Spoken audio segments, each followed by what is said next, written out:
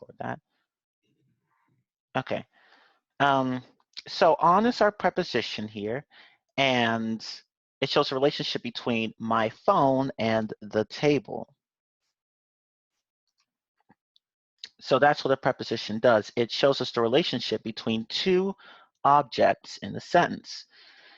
The table and the phone are connected to each other because on expresses the relationship that the phone has with the table. So the phone is on top of the table. It's like right above the table, if that makes, oh, hold on, if that makes sense. But I know that it's going to be hard to explain with just words what prepositions are. So I have some pictures set up so that we can all understand them. And yes, there aren't specific rules for every case. It's just something you're going to have to learn intuitively. Don't bother learning any hard, fast rules. There's just no point. Okay, so let me share. Oh, hold on. Let me stop sharing for a moment. I had this ready. Okay, there we go. Now let me share again. What the fuck? What the fuck? What the fuck? Let me go full screen on this. I go full screen on this? Hold on, let me stop sharing for a moment.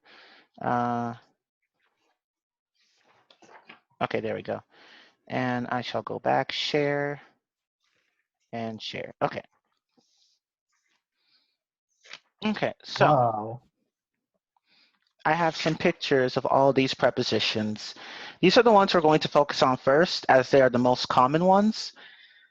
And we'll also see if we can cover other ones too. So let's start with the preposition in, right? So in. Let's start with this preposition first. In. Yeah. Wow. It's so funny. In. Yeah. So the basketball here is going to be the object that has a relationship with the box. And in this case, in the box means that the ball here is, well, like inside the box. Like the box has the ball inside of it. So that's what in really means. When you see how the basketball is, how the box is like covering the basketball in a sense, the basketball is inside the box. That's what in is. It's this picture really. This is in. And okay, let's go to on. Move that out of the way. So now we have on.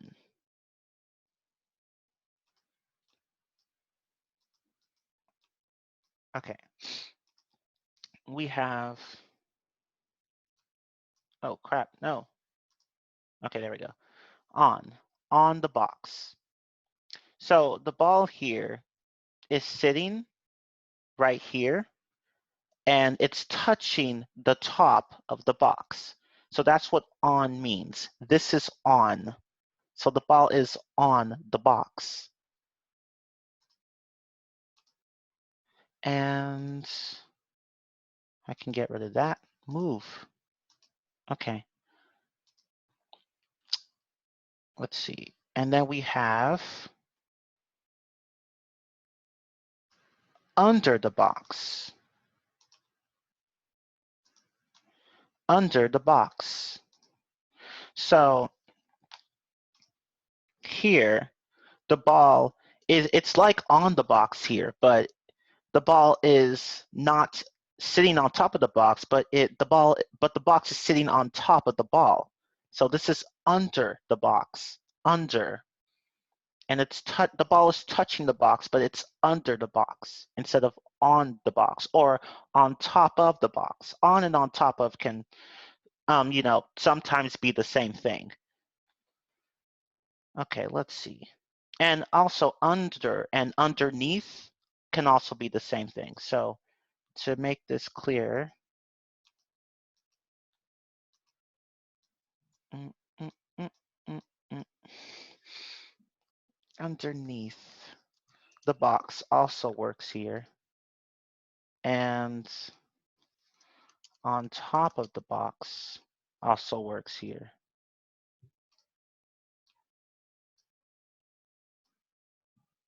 Okay.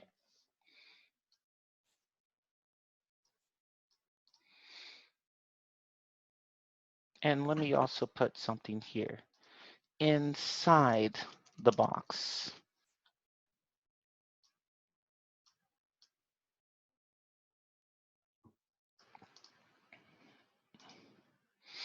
Okay.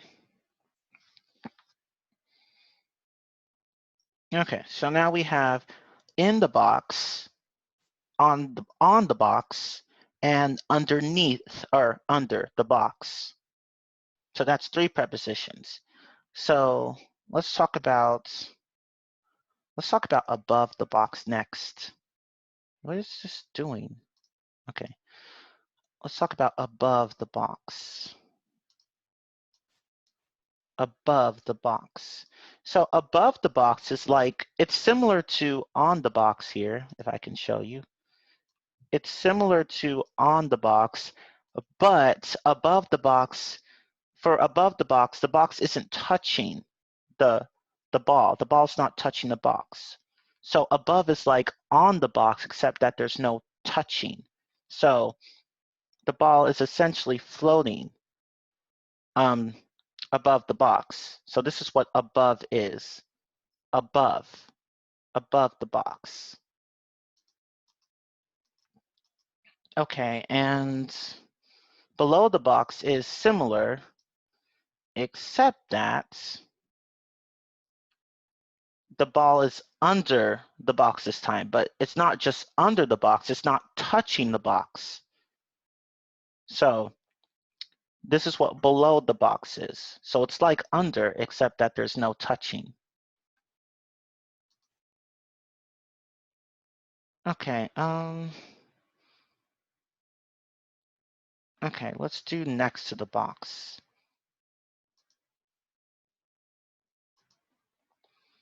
Next to the box. So next to the box. Can I ask a question? Yes?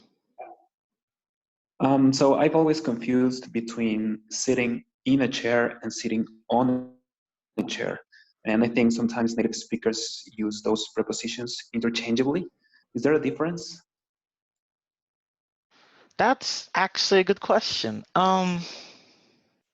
I don't think there's a difference, really. I don't see a difference between those two. Like, to me, they're the same thing. But I would more like, So it's okay saying sitting in and on. It's okay either way. yeah. Yeah, there are times where you could Okay. use either, like, more than one preposition and it's the same thing. So, yeah, I don't see the difference.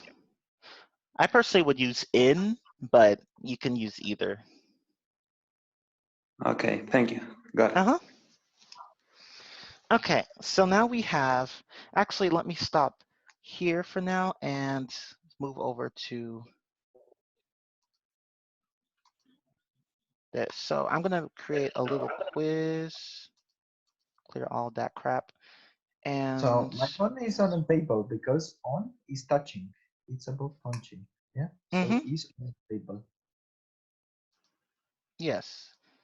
Okay, so I'm going to create a series of drawings and I want you guys to tell me what the preposition should be. So we're gonna talk about, we're gonna use a, here, let me not do that. I'm gonna draw this. Okay, and then I'll draw this. So we have a bigger object and we have a big object and a small object. And I want you guys to tell me what the relationship is here in this picture. Okay, so It's on. yes, on, that's correct. So in this case, actually here, let me do this. Let me use a different color too. Okay.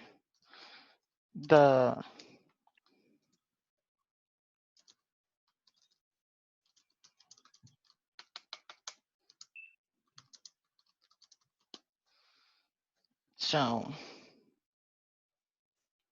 So this is what we put in. Let me make this bigger.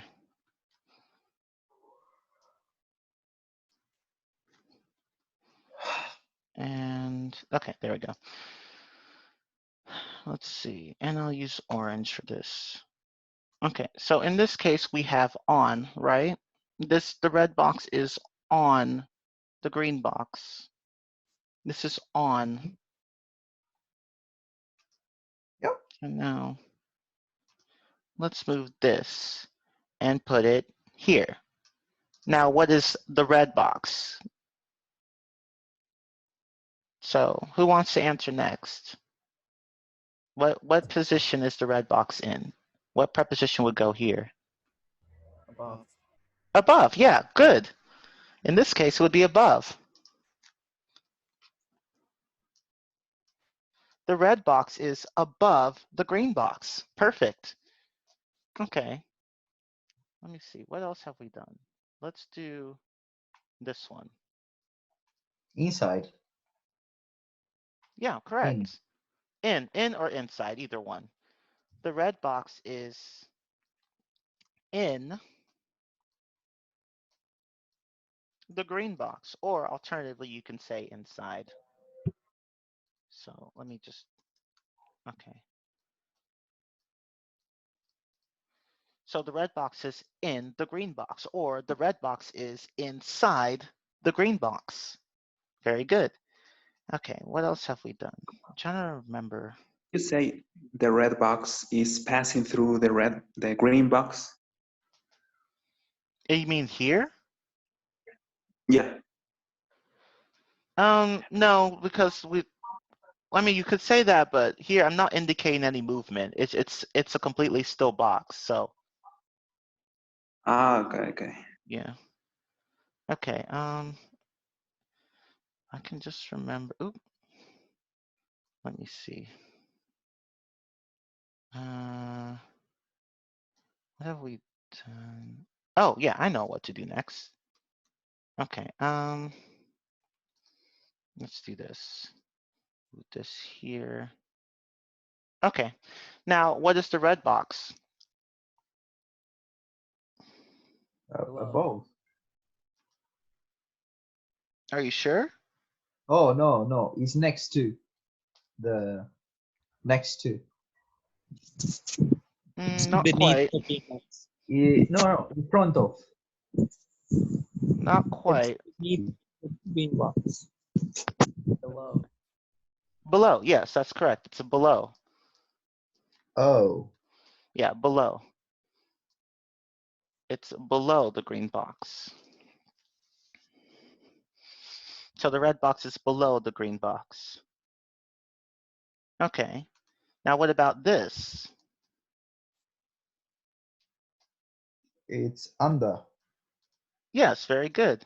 The red box is under or underneath the green Yeah. box.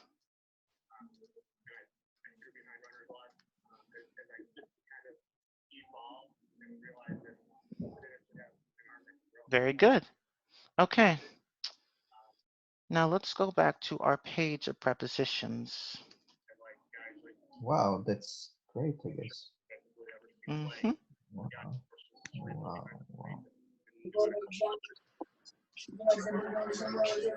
Estos son preposiciones.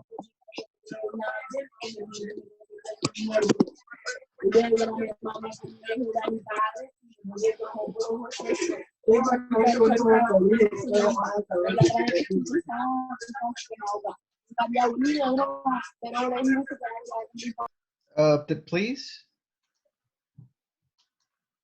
That's okay. I'll just mute it for now. Move out of the way. Why is this? Okay. Okay. All right. Now let's go ahead and let's see. I covered in, I covered under, on, below, and above. Okay. Now let's do next to the box. So next to the box. Very simple, really. The ball is on one side of the box. So next to the box. It's pretty easy to see here. It's rather simple. I don't know how else to explain it further, but this is what next to means. You're on one side of the box. So that's next to the box. And this is in front of the box. In front of the box. So you have the ball here, and you have the box here. So the ball is like in front of the box. So the box is behind the ball. And here it's the other way around. The box is in front, but the ball is behind. So now the ball is behind the box. And let's see. Although I don't really like this picture, but it was, to be fair, it's kind of hard to show behind the box, like where the ball is just like directly behind the box. So I can forgive this one. But this is what in front of is, and this is what behind is. Let's see. And then we have near the box.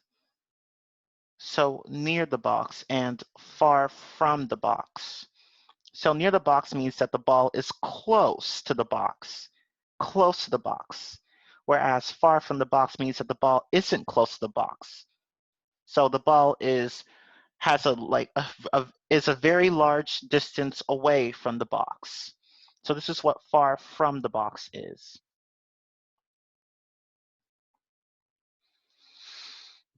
Okay, someone asked a question in the chat. Is among the same as with? No. No, they're not the same thing. So no, they're not the same thing, and you'll see why soon. Let's see. But this is far from the box. So as you can see here, when you're far from something, you have distance.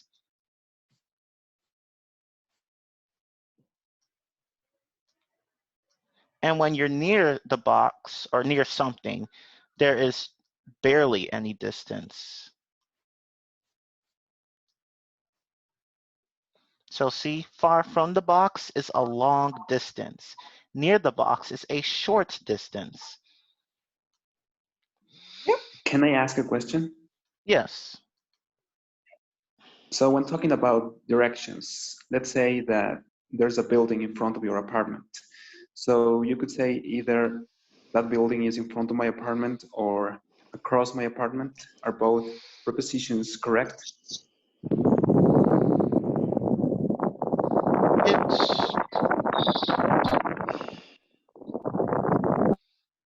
It depends.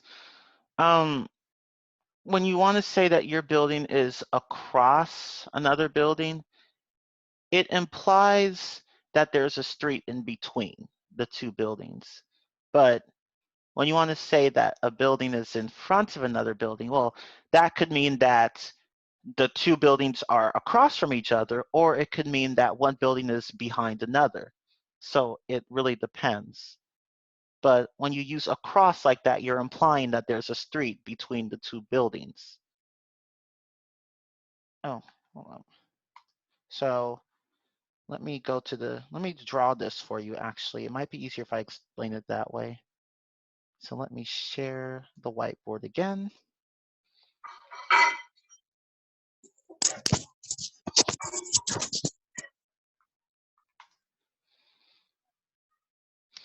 Okay, so let me just erase this for a moment. So let's say we have a street here.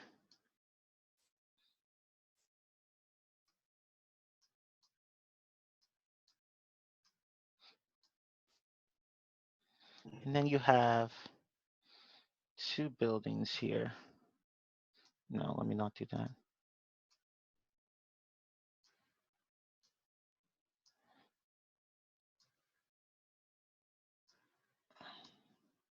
Oh, wow.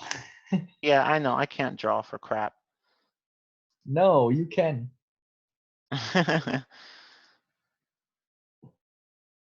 No, let me just use a rectangle. Rectangles are fun. Okay, let's just do that. Okay, so, and let me just do this.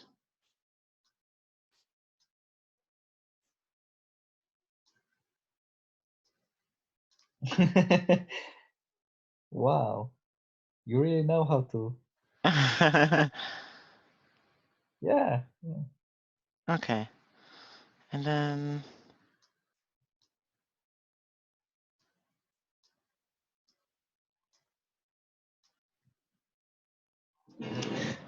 Man, but we can do our exercise with this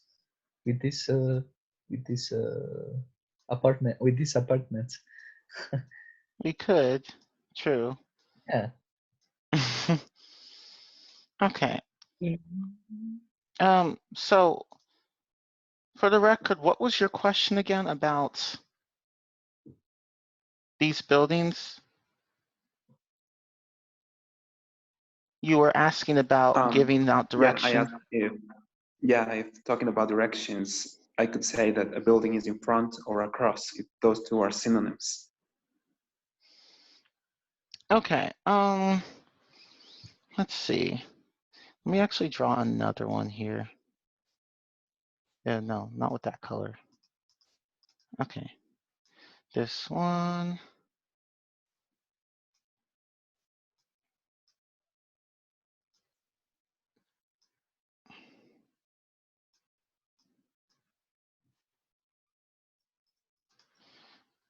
I'm just going to be lazy. Okay.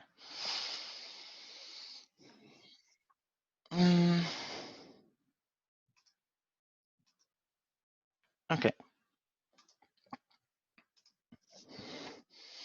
So you're asking that, and you're asking what the difference is between in front of and across. In this context, anyway.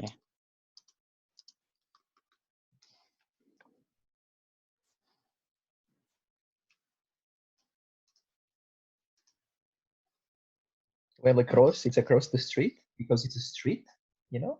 Yeah. You see, it's a big street. And in front, I think, is the second example. Okay. So the answer is a bit tricky to. So when you use across, like when one building is across another, you are implying that there's a street in between, if that makes sense. So these buildings are across from each other, or one building is across the street. Oops. So here I would say,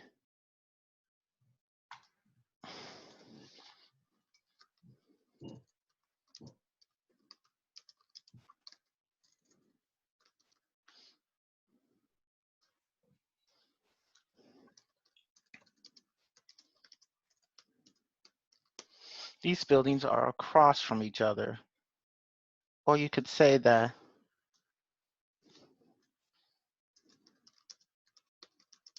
either building is across the street.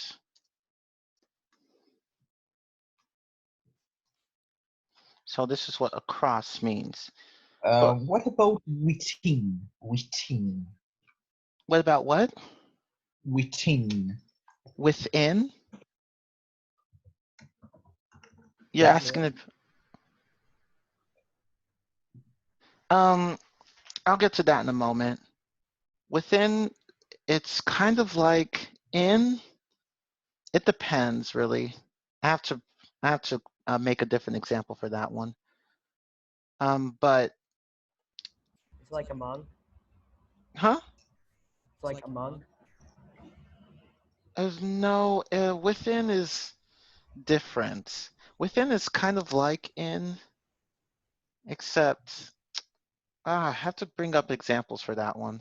But it's not like among. Among is different. Okay. Oh,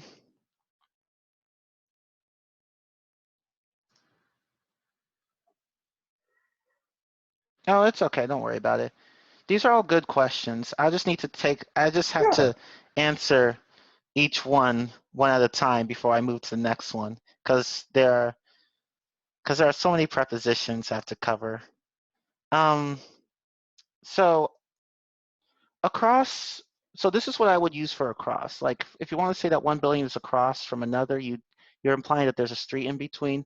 But in front of could be either, like in front of can mean that the buildings are across from each other, or it could mean that in this case over here, one building is right behind another. So it could mean, so in front could be either category, but across here really means that there's a street separating the buildings, if that makes sense. At least that's how I would see it. That's how native speakers use across. When they want to say that one building is across from another, there's usually a street in between these two buildings, but in front of could be that, that these two buildings are separated by a street, or that one building is right behind another. So across is a little bit more limited, if that makes sense. And in the first example, it doesn't matter if you mention that there is no a street, right? In the what? In the first example, it doesn't matter if you don't mention that there is not a street between them. You The mean context tells you there is one. for in front of? Is that what you're asking? I mean, you on the first one, for example, these buildings are across from each other. Oh, that's It what you tells mean. you, Yeah, like like when you say that, you're usually implying that there's a street in between. So, oh, okay. yeah, the context would pretty much make it clear that, although not always, like across could refer to other things, but when you're talking about buildings like that, usually people mean that there's a street in between.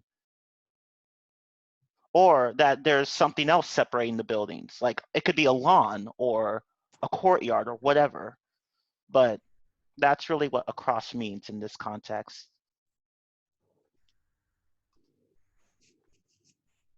Wow, that's so cool, I guess. Yeah. Okay. I think I have a really how to say a big problem. I have a really big problem with with prepositional phrase. For example, you say on the table, at the desk. At the desk. You say at the desk, not on the desk. You say at the desk. I stay at the desk. You see? You said I what at the desk? No, it's at the desk. It's not on the desk. It's at the desk. For example, I stay at the desk. You stay at the desk. Is that what you're asking? Yeah, What you you're stay saying? yeah, you stay Oh, at the okay. desk. You don't stay on the desk. Yeah. Okay, well that actually adds is also a very tricky one. I'll have to cover that too. Yeah. So where was I before? Trying to cover. Okay, I did near, far from. Okay, near, far from, in front of, behind, next to. Let me cover between and among, and then I'll cover at. So between implies one-to-one relationships, which means that the ball is, what the heck? Okay, the ball is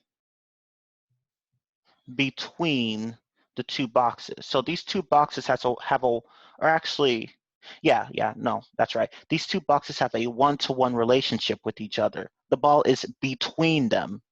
So it's right in the middle. That's what between means. Whereas among doesn't really mean between. It means that the ball is somewhere in the area of the boxes. It's indistinct. So among is for indistinct relationships. So among is where the ball is just, somewhere with the boxes it doesn't really matter where, just somewhere. Whereas between is more one-to-one. So let me show you another picture that might make this clearer for you to understand. So let's talk about between versus among.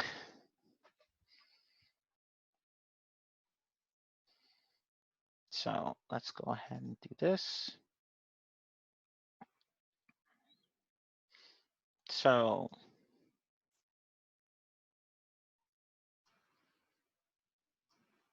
actually, let me, oh yeah, I actually have a good example for this. Okay, so let's say we have a row, two rows, two columns, I should say, two columns of squares.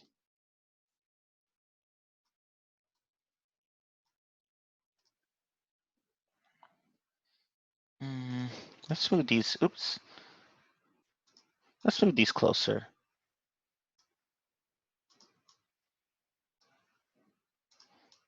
Have a col, let's just have a two columns of squares and rectangles. So, okay, so when we have a road here, this means between. This is between. So you can see that the road is in the middle here, in the middle of this whole space right here.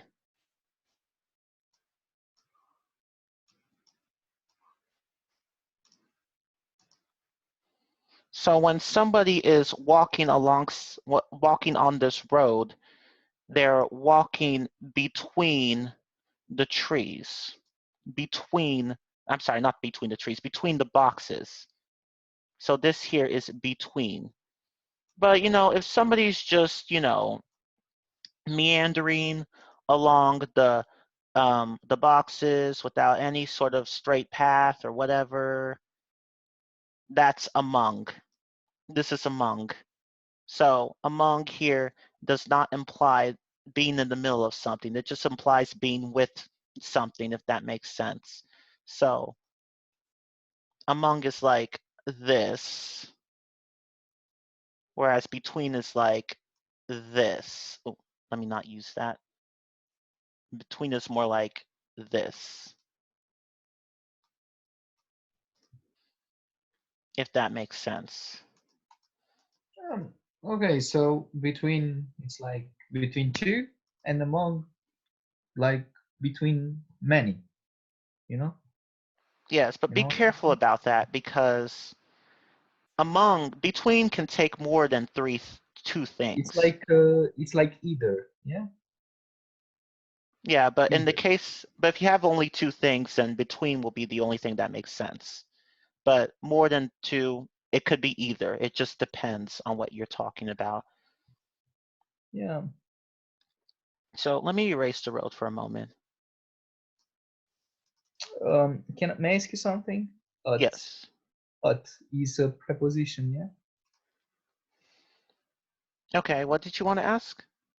Okay, so you know, this is I wanted to ask you if this was a um, phrasal preposition. My friend told me that he could retire at the age of 30. So at the age, this is a prepositional phrase. Like, Yes. so this thing, I think many people have some, you know, they do some mistakes. These things, like, you know, prepositional verbs, prepositional phrases. Don't worry, I'll cover, what on earth? Well, don't worry, I'll cover phrases in a moment because right now I want to cover the prepositions first before the phrases, because if you don't understand the prepositions, then the phrases won't make any sense to you. Okay, but anyway, between here essentially means this. And no, let me use a different color. Okay, different. tool. Between is this, and among is like this. Wow. So, or to make it more realistic, it's more like this. That's really Does what among among is. does among imply that something is like surrounded? Yeah, that's a good way of thinking about it. It's kind of like that, really. Yeah, you could think of among like that. Like, and that, like, let me go back to the original. Share this. Among, as you can see here, is, annotate this. Like here, it implies being surrounded by something. So you could say, yeah, among. So among is kind of like being surrounded by something. So you could think of it like that. Where here, the basketball is being surrounded by the boxes. So yeah, that's a good way of thinking about it. Okay, so let's see. Okay, so we have near, far from, next to, behind, in front of, between, and among.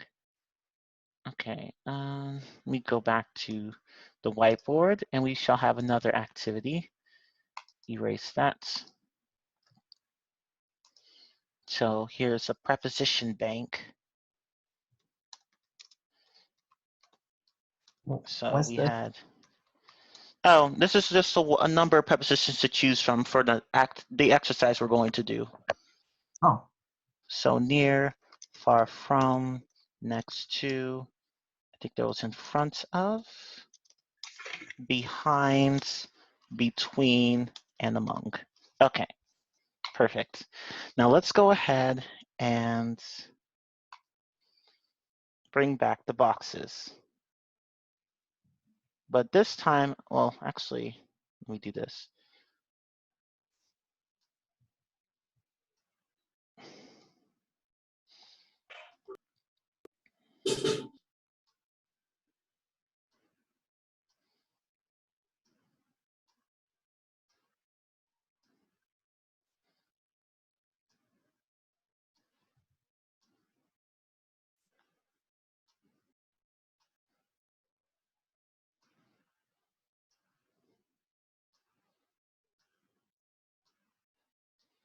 That's an ugly box, but I tried. Anyway. no, it's not that. And we'll just do, okay,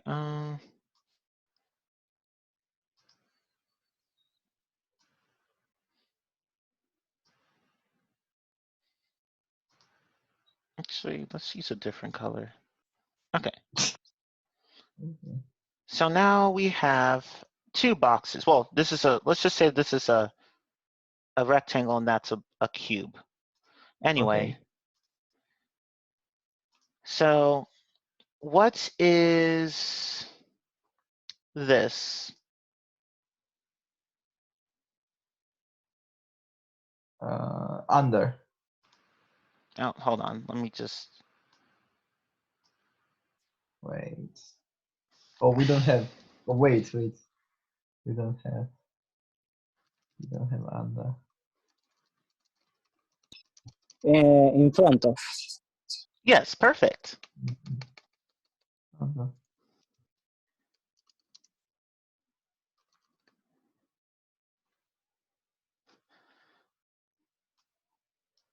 So in this case,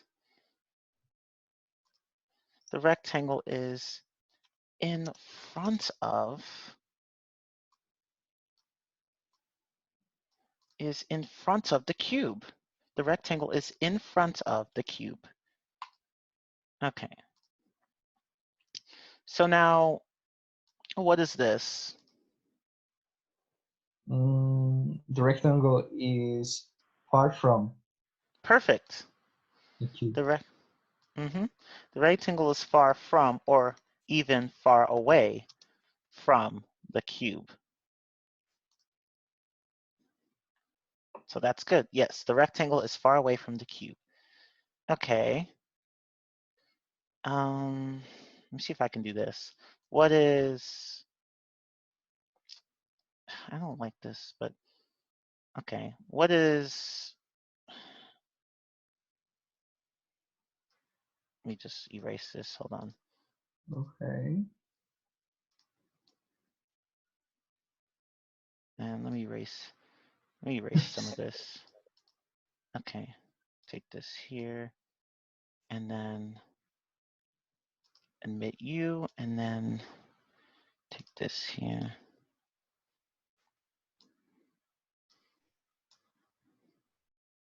Oh, What is okay. that?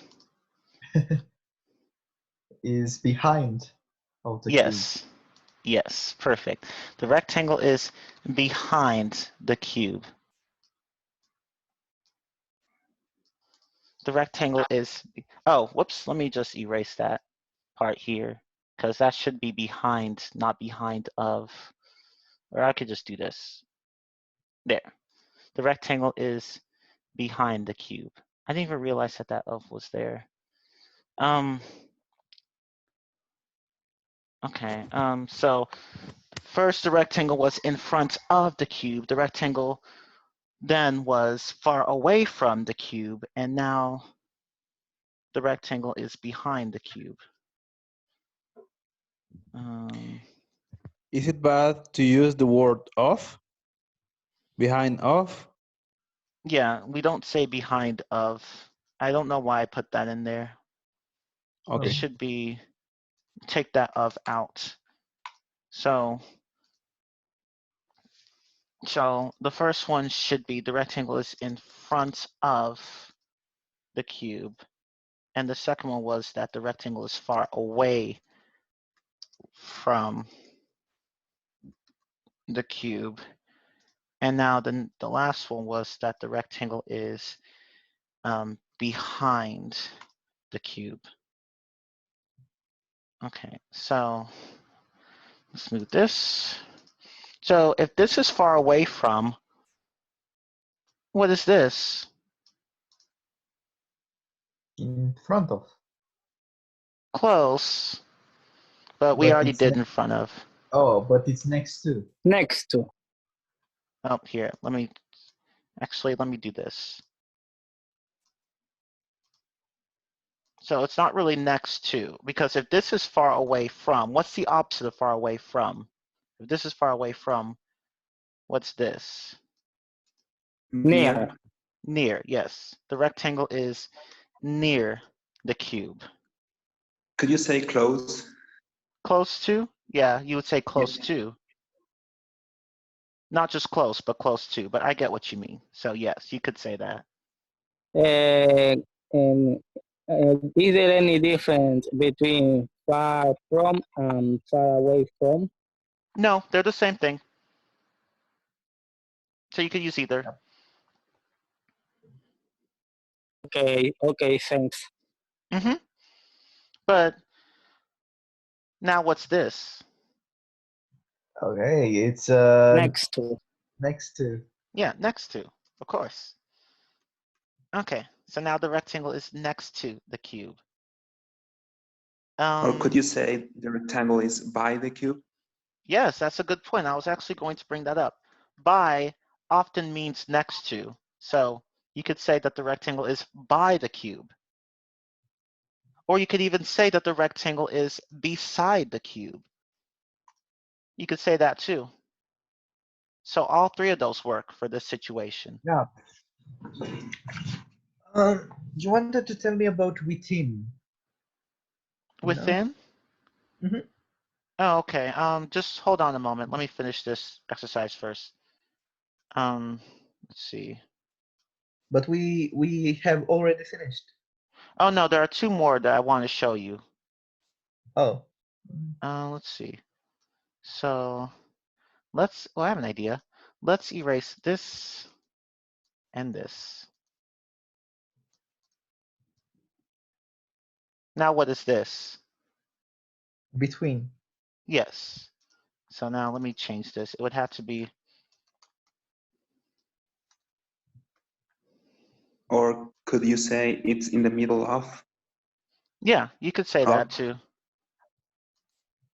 So but in this there's case, no preposition there, right?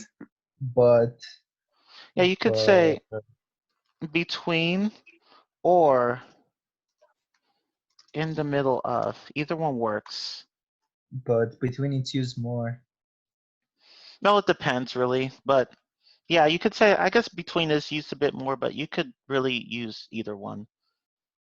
So, but yeah, that's correct. Oops. I'm not going to bother with among because that would be kind of hard to do. So you guys get the idea. Okay. Actually, I can just You do can say this off. between the fights. The what? Between the fight, in middle of. Instead of in middle of, you can say between the fight.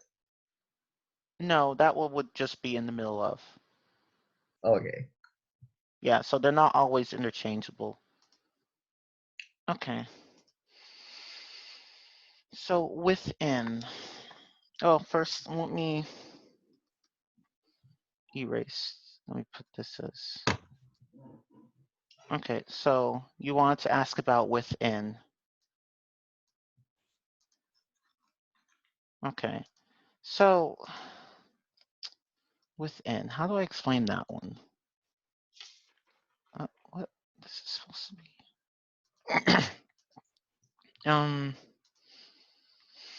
Okay, so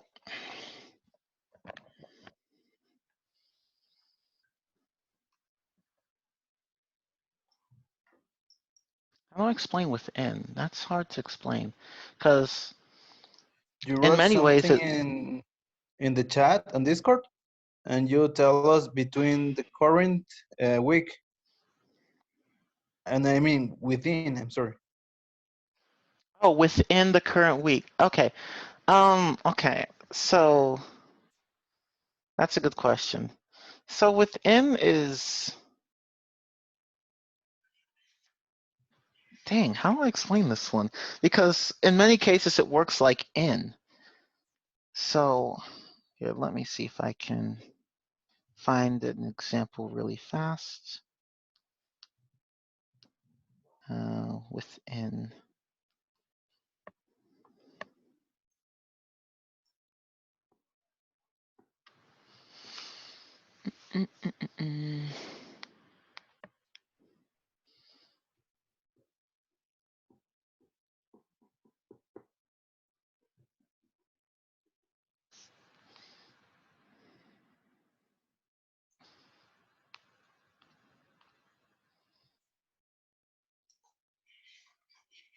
Okay. So, okay, let's try this. So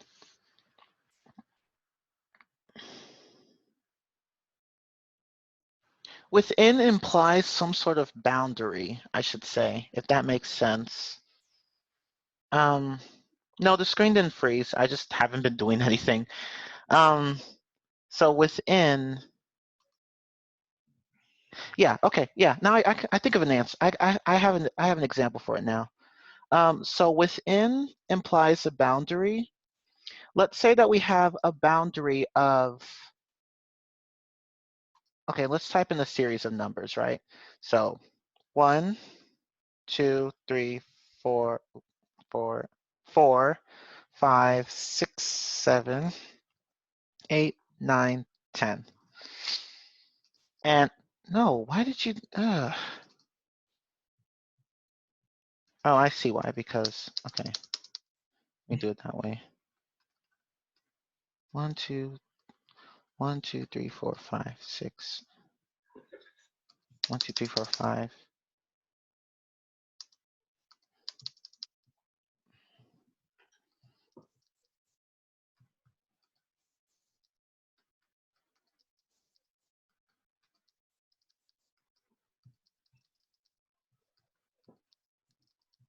Okay, let's do that. Okay, perfect. Okay, so let's say we have a range of numbers. This is the highest number, 10, right? And this is the lowest number, 1.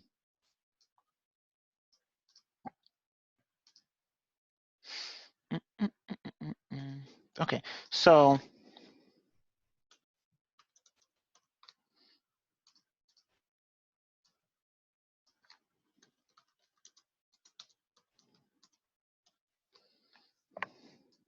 Okay. Okay, so this is our range of numbers, right?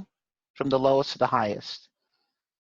In this case, you could say that isn't 7 within the range of 1 to 10? Couldn't you say that? Because 7 is within the two boundaries here, 1 and 10. 7 is not outside of the boundary of 1. It's not lower than 1, and it's not higher than 10. It's within these two boundaries right here. So this is what we mean by within. 7 isn't higher than this, lower than this, and it's not higher than this. It is within these two numbers, the range of these two numbers. Oops, I messed up here. It should be 7 is.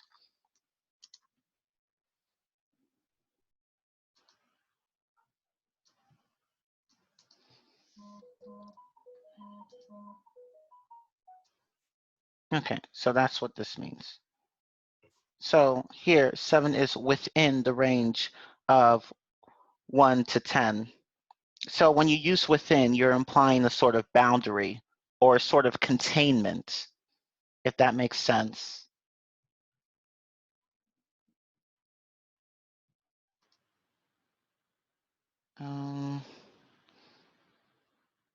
Does that make sense to everyone about within? Not really, but oh. Okay. Let's give an example. Give other example. Okay. I find the grammar book, and this said in this grammar book it says that within indicates the position in a limited space, within the walls, within the grounds, within several meters. That too. It's basically, you could say that the example I provided is kind of like that. So When something has limit, then you can use within, right? yeah, within implies a sort of boundary. So you could say, let's say we have a grading scale of 90 to, no, sorry, it should be 0 to 100. And of course, let's say that 90 and above is an A. And 80 to 89 is, of course, a B. And 70 to 79 is a C. You just make that look nicer. Okay, and 60 to 69 is a D. And anything lower than that is essentially an F. Okay, so let's say that I have an 85, or actually, let me say 87.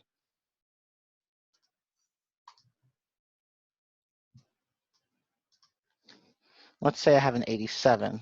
My grade is 87. But I want an A.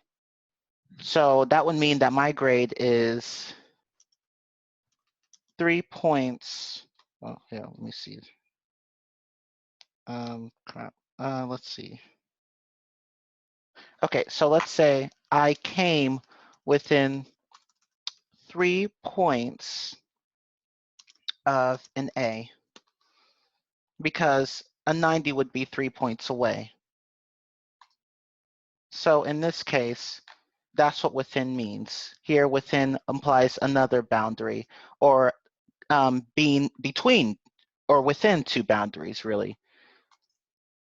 So, sorry, okay. So that's what within means. So when you use within, you're implying a position between two boundaries, or within a space, or anything like that. So when you say my grade is 87, I came within 3 points of an A, it means that you were 3 points away from an A. Or to go back to the previous example, 7 was within the range of 1 to 10. Oh, If that makes sense. it's like not far from, not far from, not far from an A. Yeah, not far from. I Well, in came this, not far from. Yeah, yeah, in this not. context, yeah, that works. So like But with, within it means also inside. yeah, it could also mean inside too. Like, to provide an example, let's say you have a book.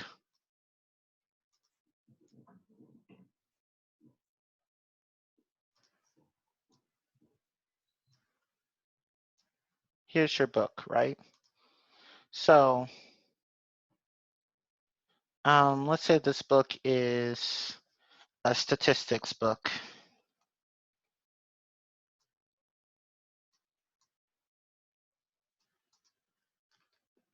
Okay. So if you're looking for an answer to a question like, actually, let's not do statistics. Let's do algebra. Let's say that this is your algebra textbook.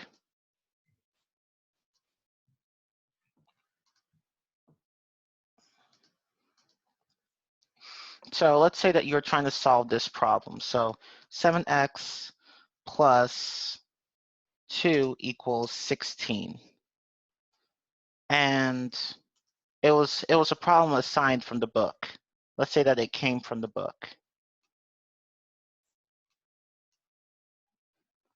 And you're trying to find it, you're trying to find the solution, and you're having a hard time doing it. So you're wondering how you're going to figure out the answer.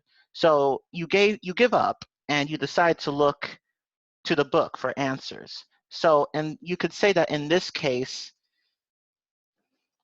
the answer to this problem lies within this book or inside of this book. So that's how you could use within. You could use it as a form of inside, essentially. So you don't know where exactly it is, right? Yeah, you don't know where it is, but you know that it's Okay. inside the book. Okay.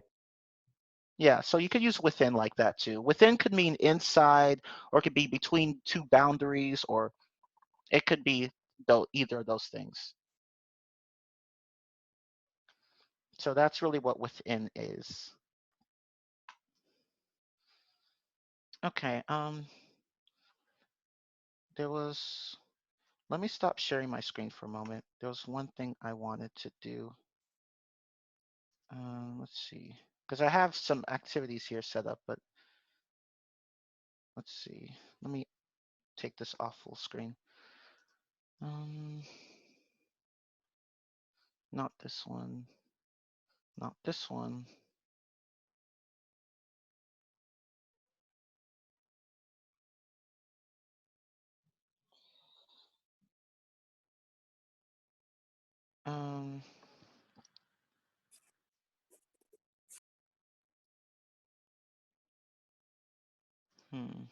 No. Let's take this out.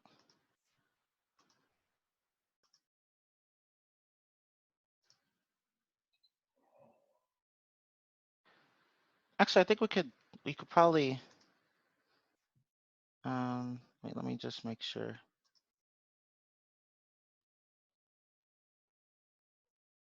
Okay, no, I think we could do this. I think we could do this next exercise together. Let me just go ahead.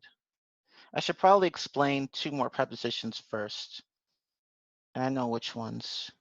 So let's talk about with and without. With versus without. Okay, and we're going to use a humorous example. So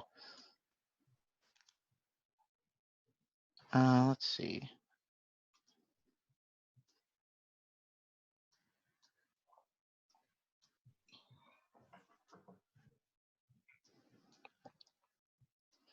Okay.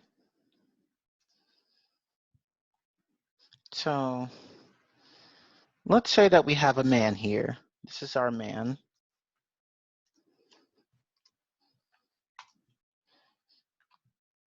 So he has, let's give him a girlfriend. Yeah, let's give him a girlfriend.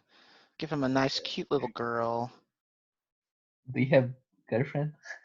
Yeah, yeah. Okay. Now let me just undo that. Let's give him a nice girlfriend. He's lonely, so let's give him a girlfriend.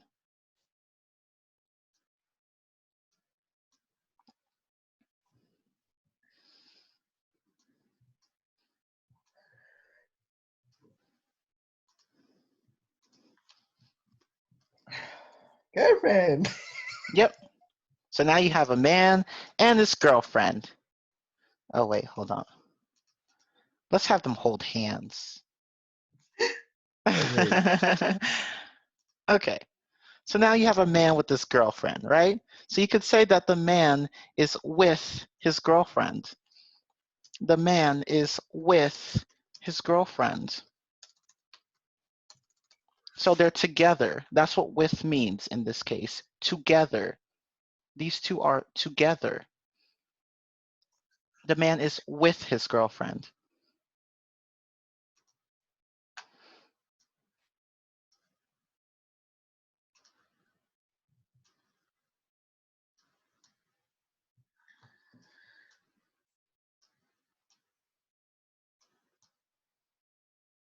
Oh no! Now the man is without his girlfriend. Now he doesn't have a girlfriend. Oh no! Poor guy. Here the man is with his girlfriend, but now the man is without his girlfriend. No girlfriend. What happened to his girlfriend? She disappeared.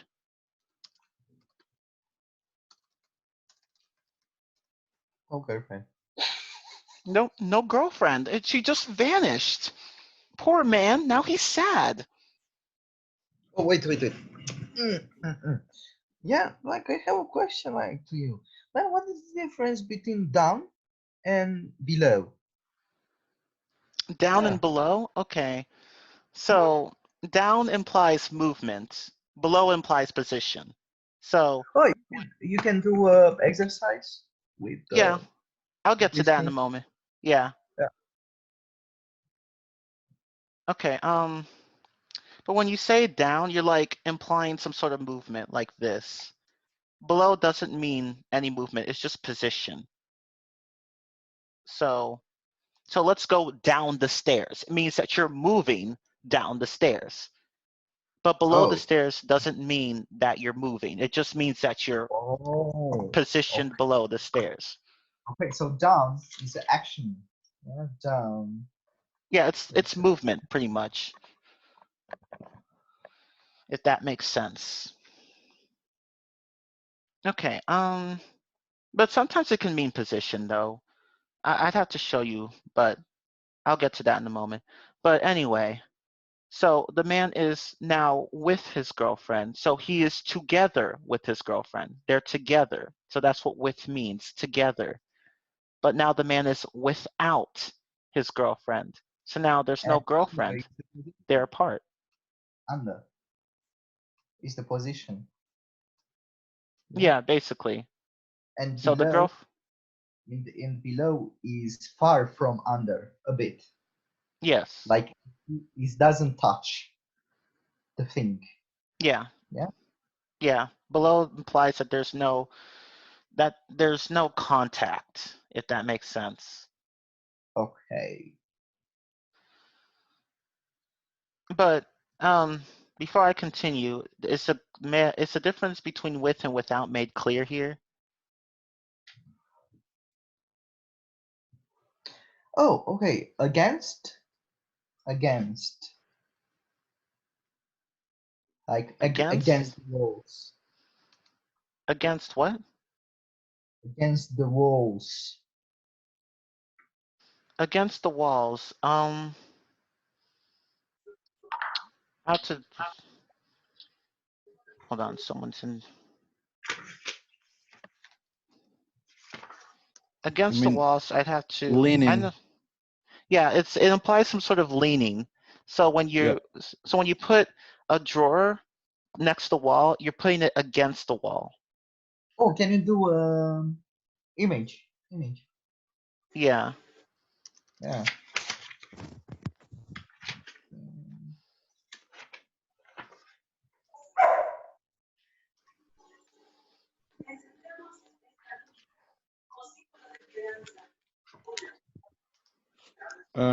I'm gonna call you teacher. It will be better if you decide the topic. Okay. Yeah.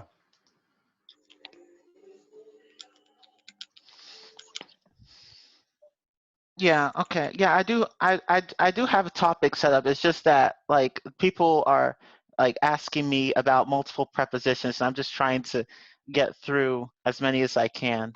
So, like, I'll save the ones that people ask me for later. That's what I'm trying to do. But in this case, I don't mind covering against really fast.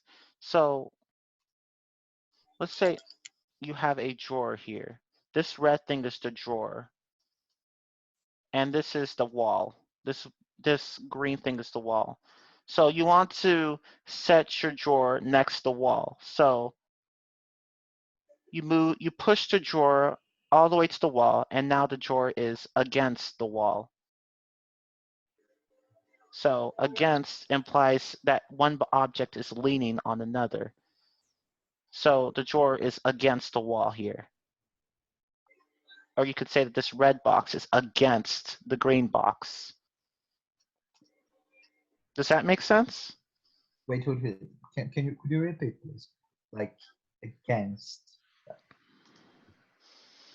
Okay, so against implies that one object is leaning on another, or like it's like right next to another, and it implies close physical contact, like this. So so we have this red box here, and you want to push this red box to this green box.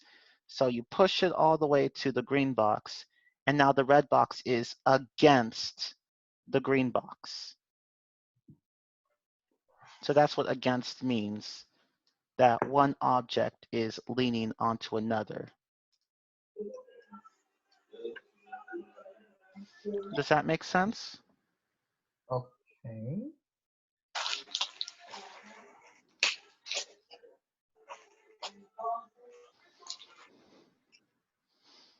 If it doesn't make sense now, it will make sense later.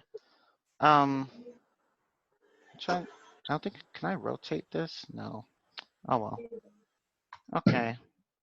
But for now, I need to try to get through the activity I have set up. There was one I had. Let me just go ahead and share that. Okay. And make this full screen. Oop, nope. Okay, so here's a quiz, and now we just have to choose what word the preposition is in the sentence. So we have to pick the preposition from the sentence. On. So in this case, yes, it would be on. Okay, what about this one? Behind. Yes. And this one? Yeah. Good. This one? I have a question, Yeah. if you don't mind. Is there any difference between near and nearby? Near and nearby? Nearby, yeah, nearby. Okay, so nearby is actually not, I don't think it's a preposition, actually. I think it's just an adjective. That means that it just means near. An adjective that describes I don't think it's a preposition. Let me just make sure. Yeah, Same as it's close by. yeah, it's close by, so it's close. So nearby isn't a preposition. It's actually an adjective. It just means that something is close or close by, really.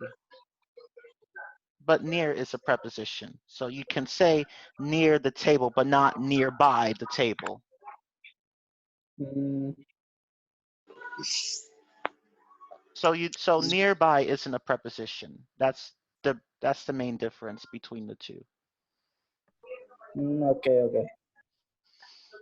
But what would this one be? Near. Yes.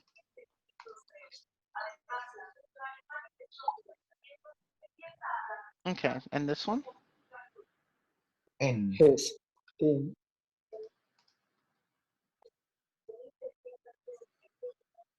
And why is it different? Okay, and this one? Inside. And this one?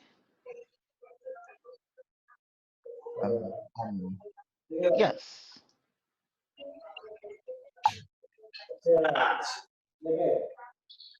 And uh, of. of, yes. I didn't cover of yet. Probably because it's the trickiest one because there are so many uses for it. But yeah, it is of in this case.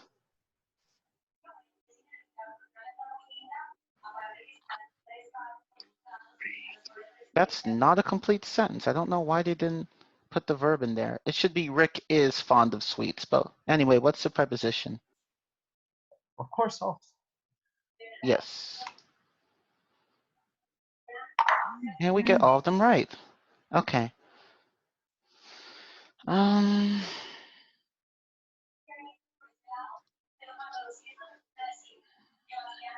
Let me stop sharing for a moment. There was another quiz that I had ready. Okay. And someone also. Oh, that's actually a good idea. We could have like listening one day, speaking another day, grammar a different day. We could have things like that. So that's actually a good idea. Okay. Let's see. There was one more I wanted to. No, that one has ones that I did not cover. Oh, well, actually, on second thought, let me just go ahead and talk about prepositional phrases now. So, let's see. Let's have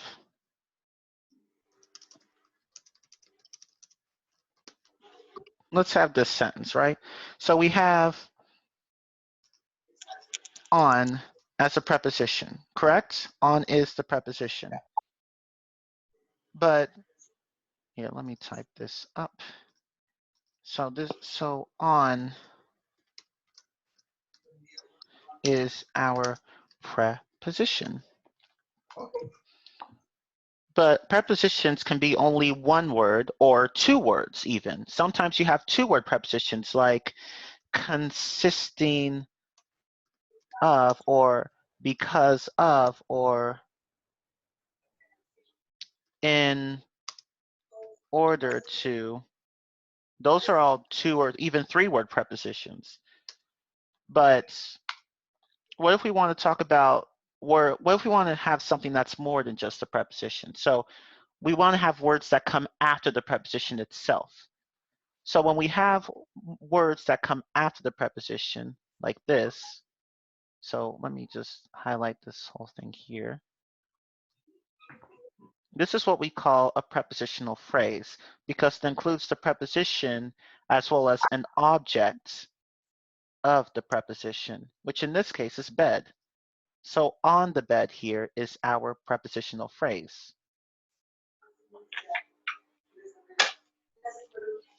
On the bed is our prepositional phrase. So that's what a prepositional phrase does.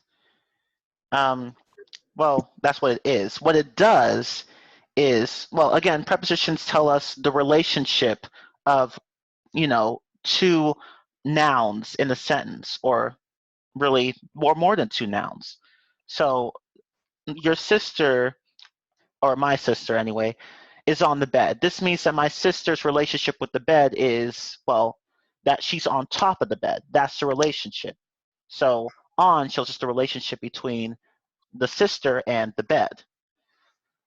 And the prepositional phrase here is on the bed because bed is the object of the preposition. Bed is the object of the preposition, on. Keep up. Look up. Keep up. Okay, so let me type a sentence here.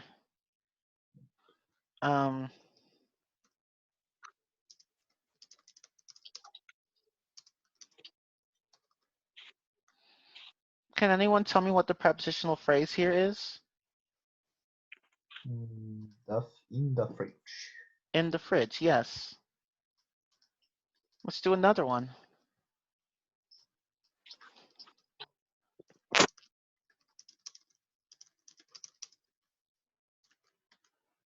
What's this one?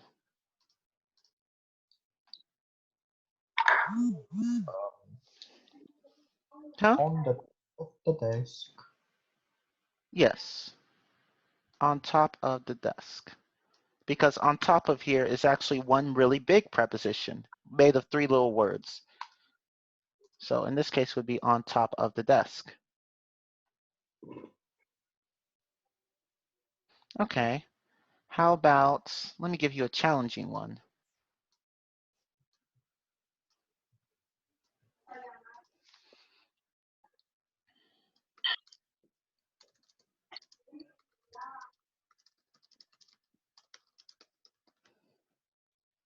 What would this one be? At home? At home. Okay. There's more to it though. At home and in his bed. At home as in. Yeah, at home and in his room, yes. Bed. So now you have, that's okay. Now I got what you meant. So now you have two prepositional phrases instead of just one.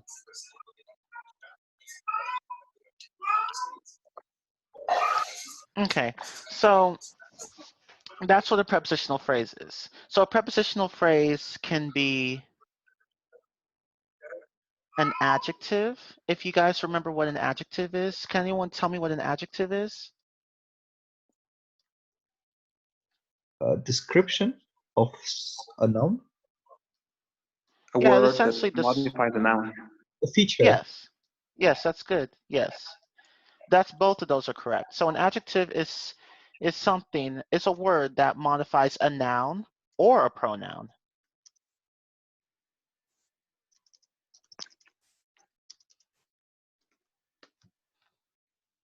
Let me use a different color. I don't like this color.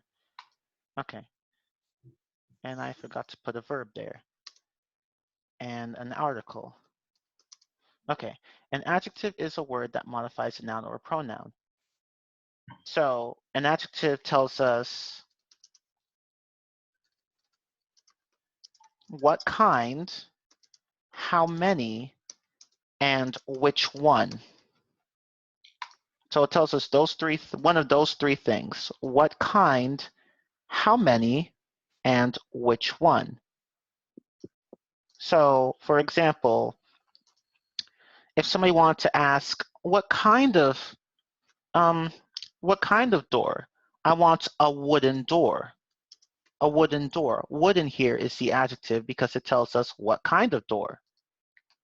What kind of door? A wooden door. Or if you want to ask, how many pizzas do you want? I want 3 pizzas.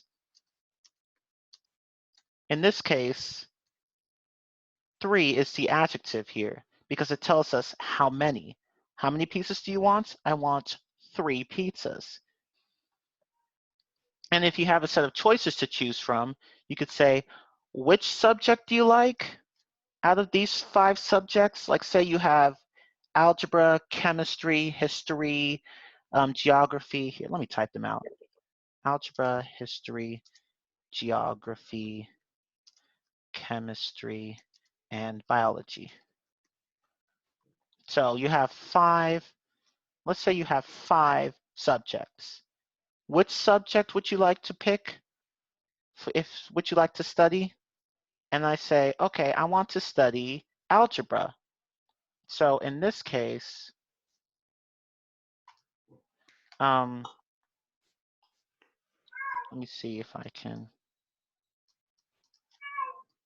I want the algebra course, or actually, here. No, actually, let me not use this example. That's not a good example. So, okay, I have an idea. So let's do flavors of ice cream, right? Let's say you have chocolate, strawberry, raspberry, and vanilla, and let's just do those 4. So now let's say I want the chocolate. I want chocolate ice cream. So the adjective in this case would be chocolate, right? It would be chocolate because chocolate tells us which kind of ice cream you like. Which kind of ice cream do you want out of these 4? I want chocolate ice cream. So adjectives tell us what kind. So a wooden door. What kind of door? A wooden door. How many?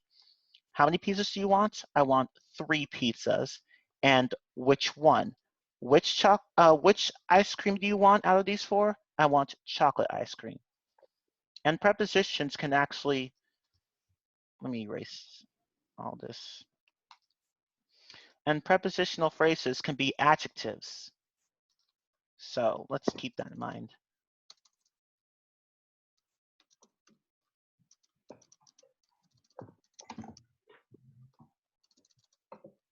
Prepositional phrases can be adjectives, so they can describe nouns or pronouns. So, for example,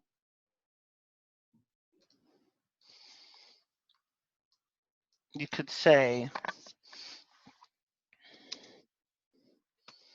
the watch is on top of the dresser. What's the adjective here? This whole prepositional phrase, on top of the dresser, because it describes the noun watch.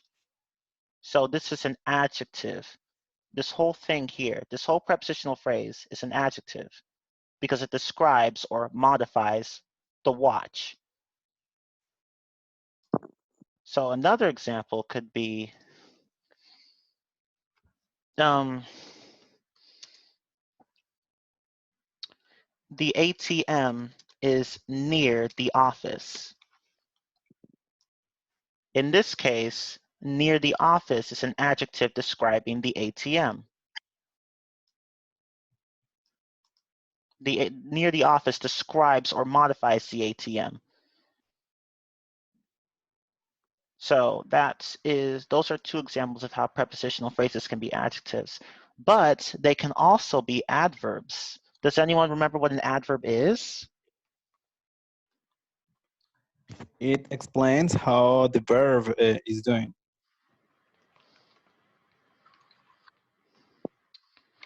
You're on the right track. A more precise definition would be that adverbs modify or describe verbs, adjectives, or other adverbs even. And remember that adverbs tell us how something is done, when something is done, how often something is done, where something is done, and to what extent something is done, or degree. So adverbs tell us how, when, where, how often, and to what extent or degree. So in this case,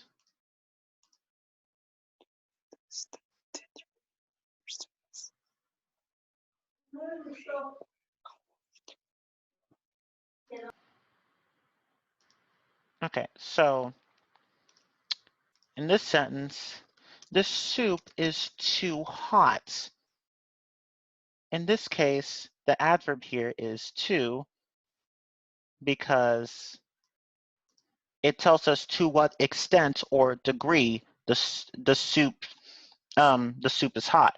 So how hot is the soup? It is too hot. So to what degree is the soup's temperature? It's really hot. So to is the adverb in this sentence. And of course, adverbs can also tell us when. So we will leave soon. When will you leave? Soon, as in right away, or even within the next minute. So soon, in this case, is an adverb. And of course, I could also provide examples for where and how often. Actually, let me go ahead and do that. So let's see. So I did when and to what degree or extent. Okay, so I completed the test quickly. So how did you complete the test? You completed it quickly. So quickly tells us how you completed the test. I completed the test quickly. So this tells us how. And where, adverbs can also tell us where. Put the phone over there. Or let me not do that. Put the phone here. Yeah, let's do that. So here is an adverb because it tells us where. Where did you put the phone? You put the phone here. You put it here.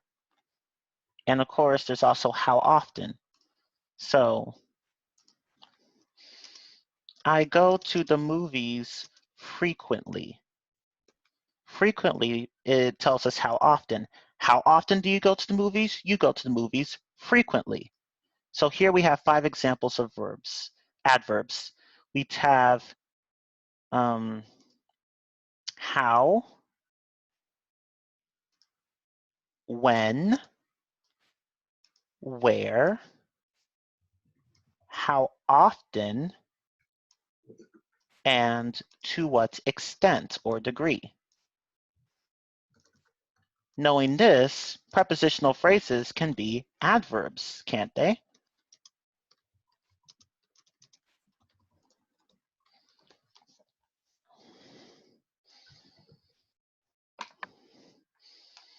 So prepositional phrases can be adverbs. So for example,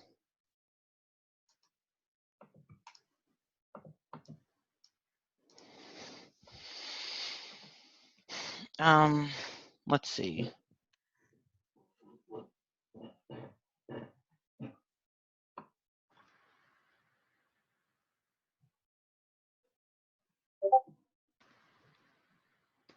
Let's say I'll walk along the wall. I'll walk along the walls. Which is like, if you're wondering what along is like against, but there's movement attached to it. So if you have, say, a wall here, this means along. You're walking along the wall. So you're walking beside the wall, but you're moving. So it's like beside, basically. I'll walk along. What on earth was that? Okay, well, anyway. Don't tell me it just erased my example. Great, it did. Okay, well, that's okay. I'll walk alongside, or alongside, I guess it doesn't matter. I'll walk along the walls. Here, along the walls tells us how you're walking. How are you going to walk? I'll walk along the walls. Or actually, it could be where in this case. Where will you walk? I'll walk along the walls. Yeah, it's more like where. I'll walk along the walls. Or another example of a prepositional phrase that's an adverb let's describe an adverb let's use an adverb that tells us when. So let's say I go to the gym on the weekends. On the weekends here is an adverb that's a prepositional phrase because it tells us when. When do you go to the gym? You go to the gym on weekends. And let me retype this because Zoom erased it.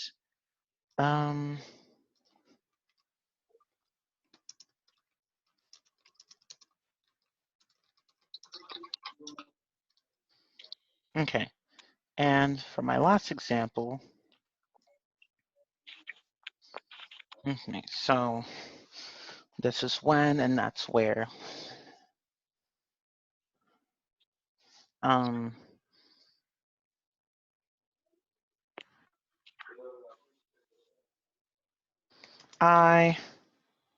Let's see, I won the race by a mile. Yeah, let's say by a mile. I won the race by a mile. To what degree or extent did you win the race? You won by a mile. So this means that you were a mile ahead of everyone else. I won the race by a mile. So here, by a mile is an adverb because it tells us to what degree or extent you won the race. So you didn't win the race by just a hair or by a second. You won by a mile. So these are examples of how prepositional phrases can be adverbs. Okay. So before I do another activity, I have one set up right here. Does anyone have any questions about prepositional phrases? I heard some people say in and on when when speaking about programs of computers. What do you mean? Like I have to work on this program or I have to work in this program. Which one is the correct? Okay, so you're wondering.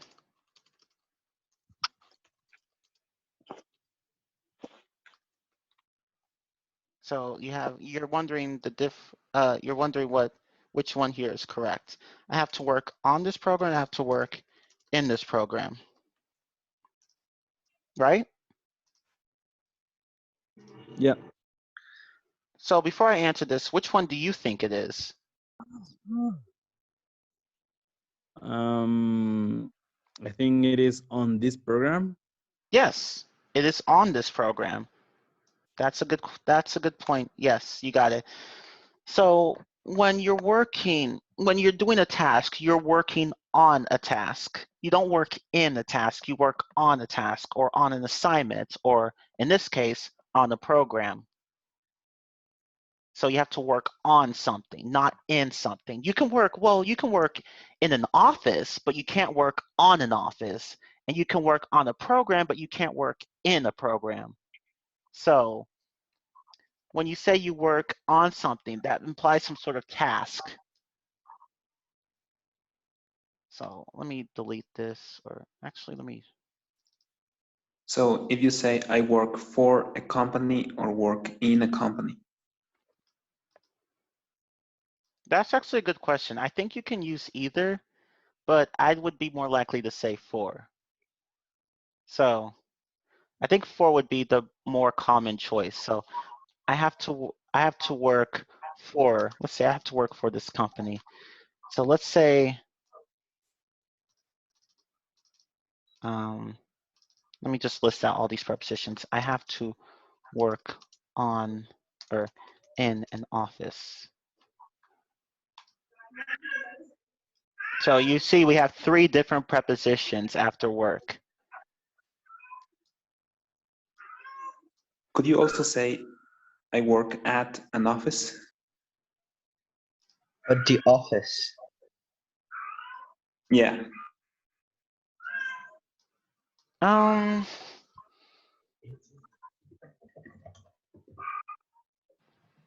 Yeah, you could say I work at some, you could say that too, You know, I actually. realized that some prepositional phrase you must learn by heart. You have to learn by heart.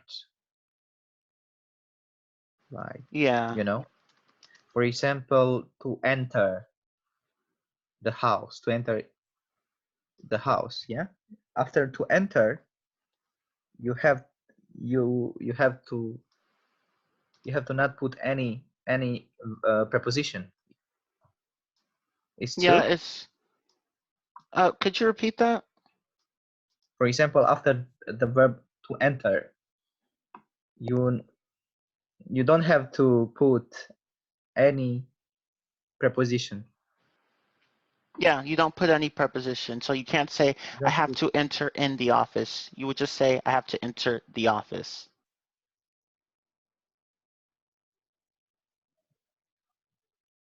So yeah, after enter, you don't use any prepositions.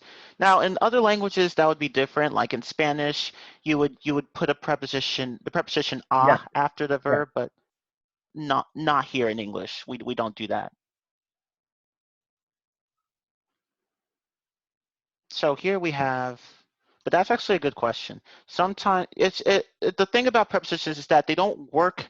They don't work very. They don't work this quite the same in languages that have them. So it's a mess. So you have to just relearn how you think about prepositions for a different language. So it just comes down to just learning them all by heart, not yeah. memorizing them, but you know, But so by heart, like yeah. phrasal verbs, So you you know. could, yeah. Yeah, I would not recommend memorizing the prepositions because there are so many of them and they all have different definitions. Like the preposition of has so many definitions. Like it could mean possession or it could mean like something abstract, like you're scared of something, or it's just something that I just wouldn't recommend memorizing all that. Just expose yourself to these prepositions and you'll get the hang of them eventually. It's just something you learn. So I wouldn't recommend like trying to memorize every single one. No, don't do that. That will be really bad.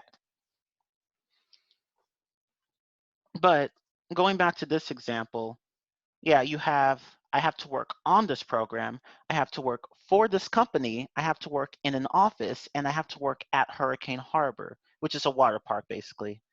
But um, so really the preposition you have depends on what you're trying to do. So the problem with prepositions is that they are very abstract sometimes. So why is it that you work on a program but in an office for this company and at a water park? Well, there really is no hard, fast logic to these. You just have to learn them. Yeah, yeah, true. Also prepositional phrases, you know, for example, at the Yeah, age of, at an auction, at the beginning of, in the beginning, at the yeah, bottom of, yeah, exactly. Like yeah, there's just, yeah, at the latest. You know, like, um, you are trying to explain us what is this, but wow, you know, English is like a maths, you know, with a lot of, with, it's like maths, you know, like algebra. If you do a lot of exercise, you will succeed yeah, it's in. just a matter, yeah, yeah, it's just a matter of practicing and, of course, exposing yourself to English that you can understand will help you see, okay, that's why they use a preposition here. And then you start picking up these prepositions one by one, and then you'll eventually get to the point where you can use them at least correctly at least most of the time. So don't be discouraged. Like we native uh, speakers don't just sit here and memorize every preposition. We just learn of them. course, because when from by birth, Yeah. from Yeah, yeah, over time we just expose ourselves to all of these prepositions and we know them without even realizing them. We're taught them at school, but at that point we already know them and we're just practicing our knowledge. So yeah, you just learn them over time. yeah, yeah. So if you don't feel discouraged about prepositions, I know that there is a Yeah. lot in the English language, but No, it's out really, of date. Out of date. Like, out yeah, of date. Yeah. You see? yeah, An out of date is a prepositional phrase.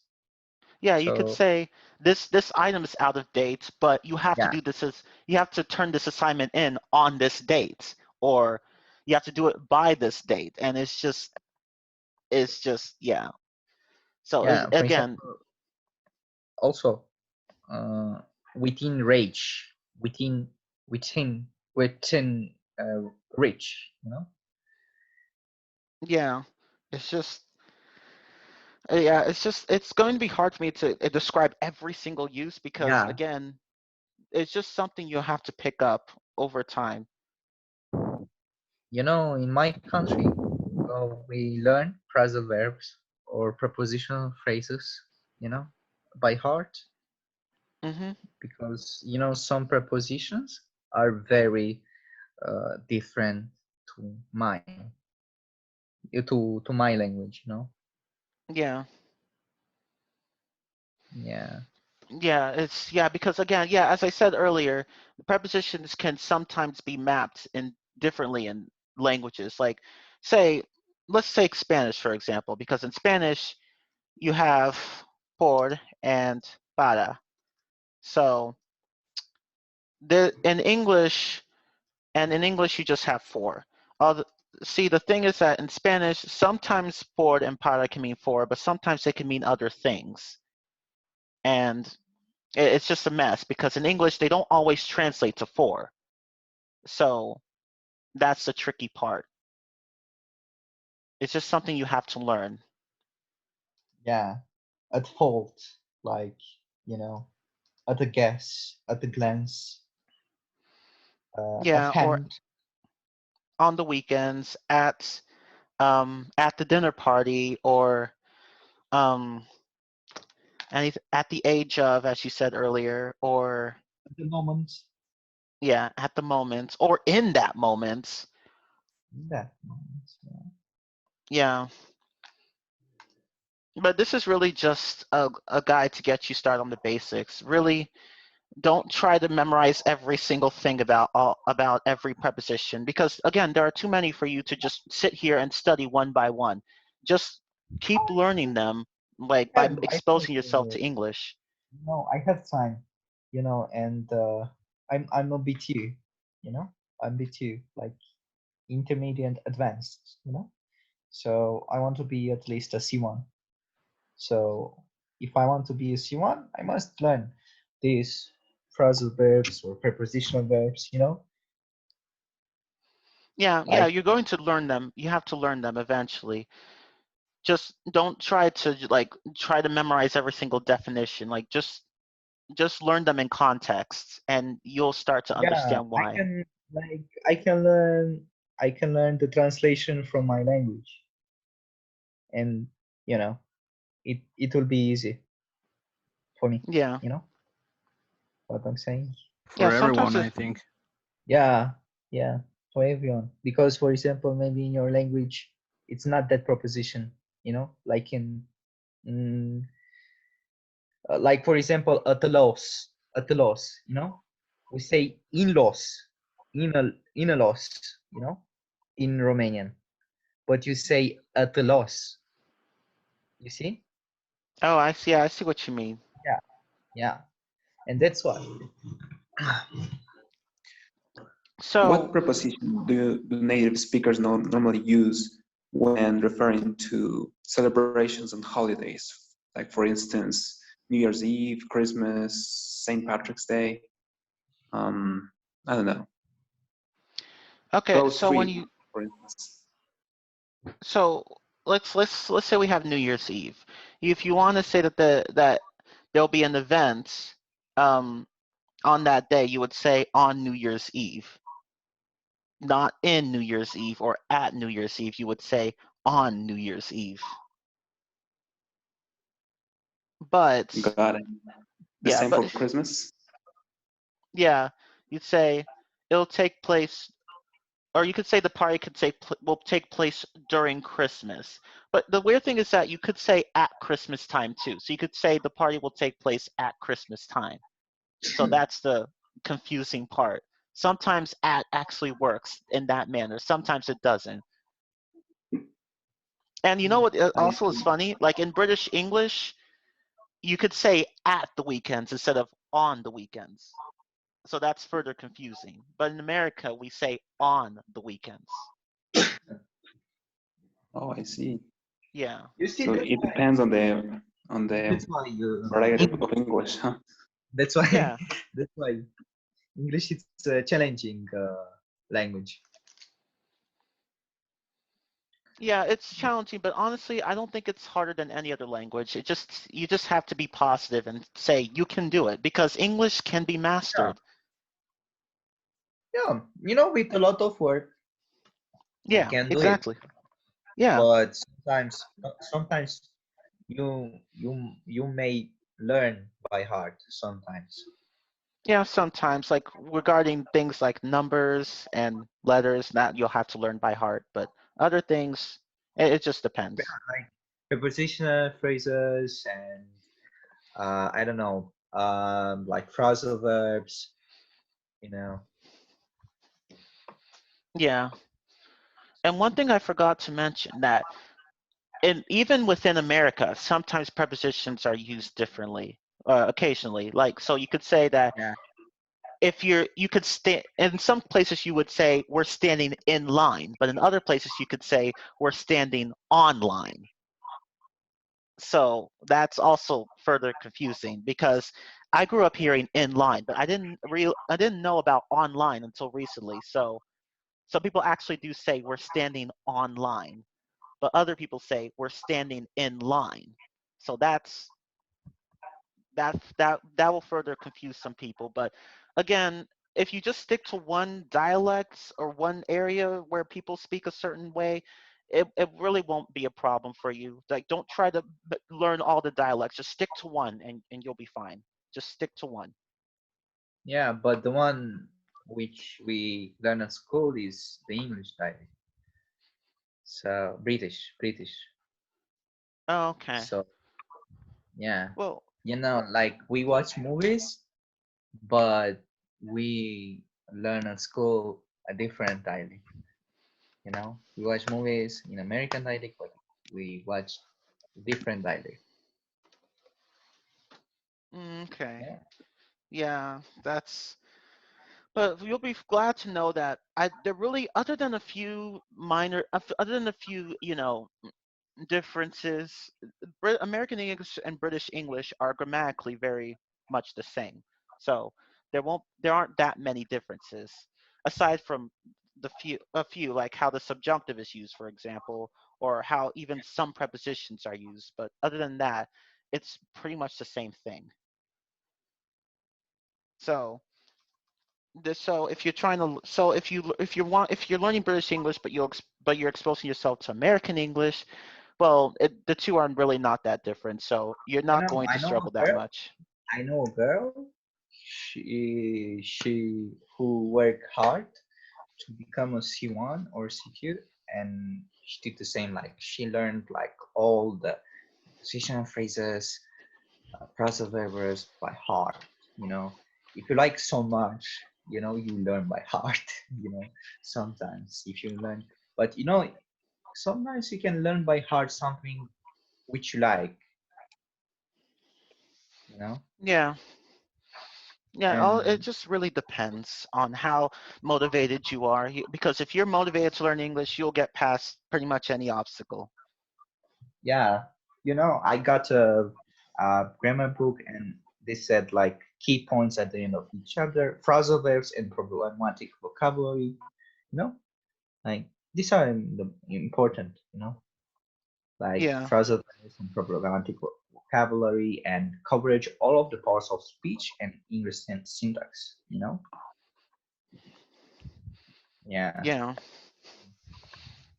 Can I ask a question? Yeah, go ahead.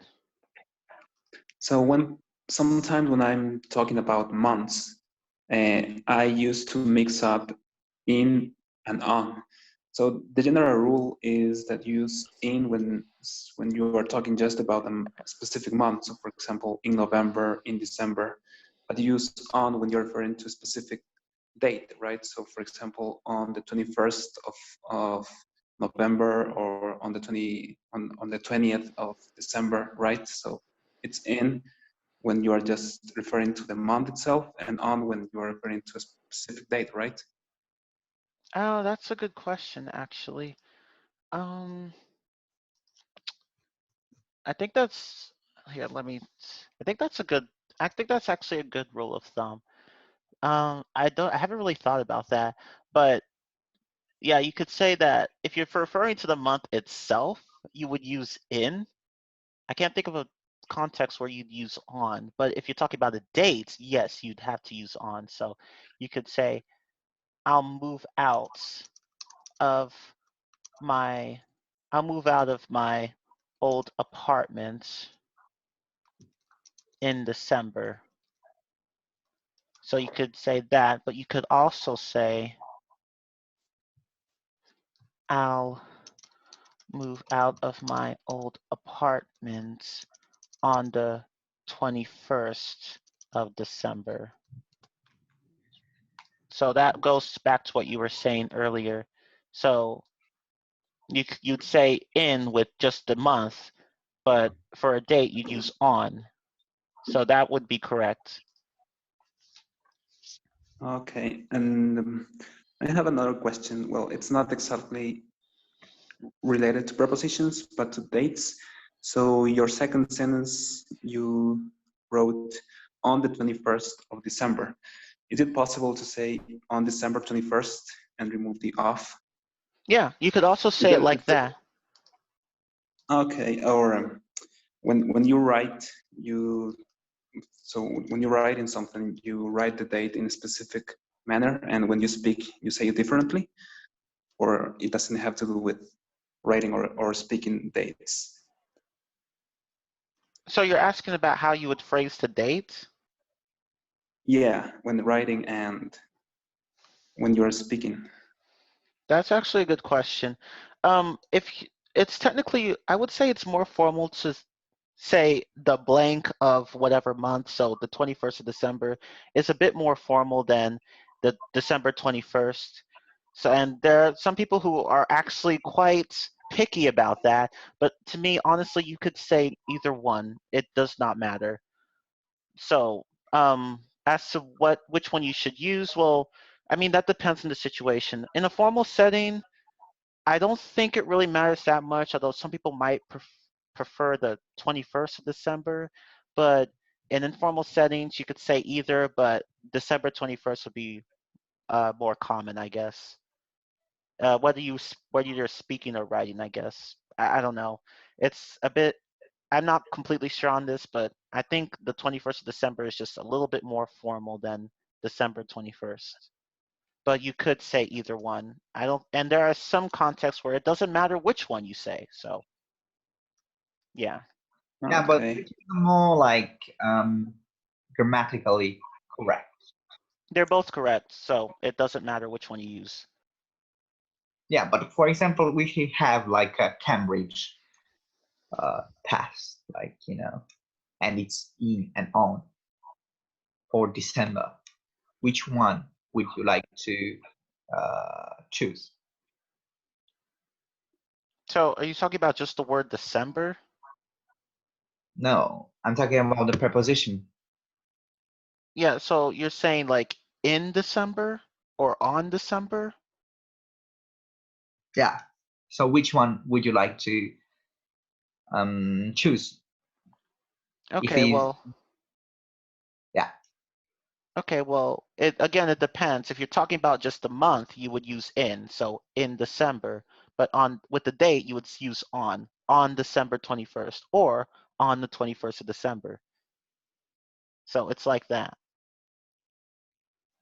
if that makes sense. So you'd use in for just the month, but on for dates.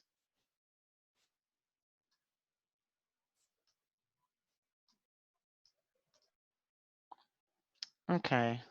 But that was actually a very good question about prepositions because they're often, sometimes they're not so much about location, but more about time or space or anything else abstract. So actually, let me go ahead and discuss that. So prepositions can denote or describe, let me say describe, location. They often describe location, but not always. They can sometimes describe time, space, and I'm trying to think of there are other ones, other uses for it. There was one more I was thinking of. Well, I'll just stick to these three now. There are probably more, but these are three big ones. So prepositions can often describe, actually, I think space in this case would be just the same as location. But let me see if, let me stop sharing for a moment. Let me see if I can find,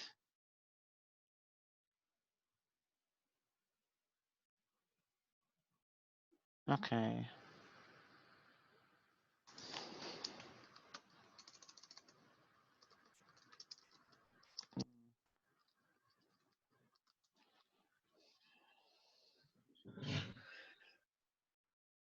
Oh, right, direction. They can also indicate direction. So location, direction,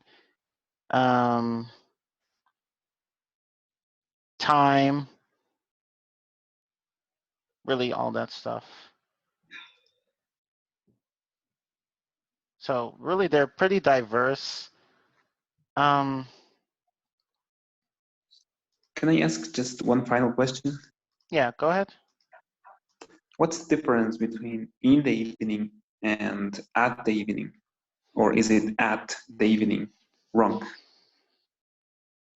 I can't think of a context where you'd say at the evening, so I would say that one's wrong. Okay, so always in the evening, in the night, in the morning. Yeah, but it's Okay. weird because you can say at night, but you can't say at the evening. Oh, So, really? So at yeah. night is correct? Yeah, at night is correct. Oh, nice. But only night. It doesn't work with morning Yeah. either, right? So Yeah, you'd only have at to night. say, Okay. yeah, Say you'd have to say in the morning. in the morning, in the evening. You can say at night, at midnight. Well, actually, why don't we list that? In the morning, in the afternoon, in the evening, at night. Can you think of any more?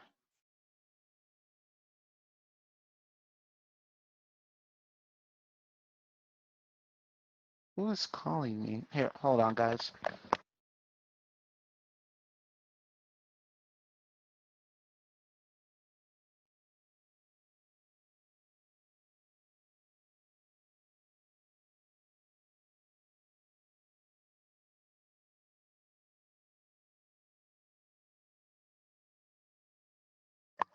Oh, sorry. I don't know why it disconnected like that, but I'm back now.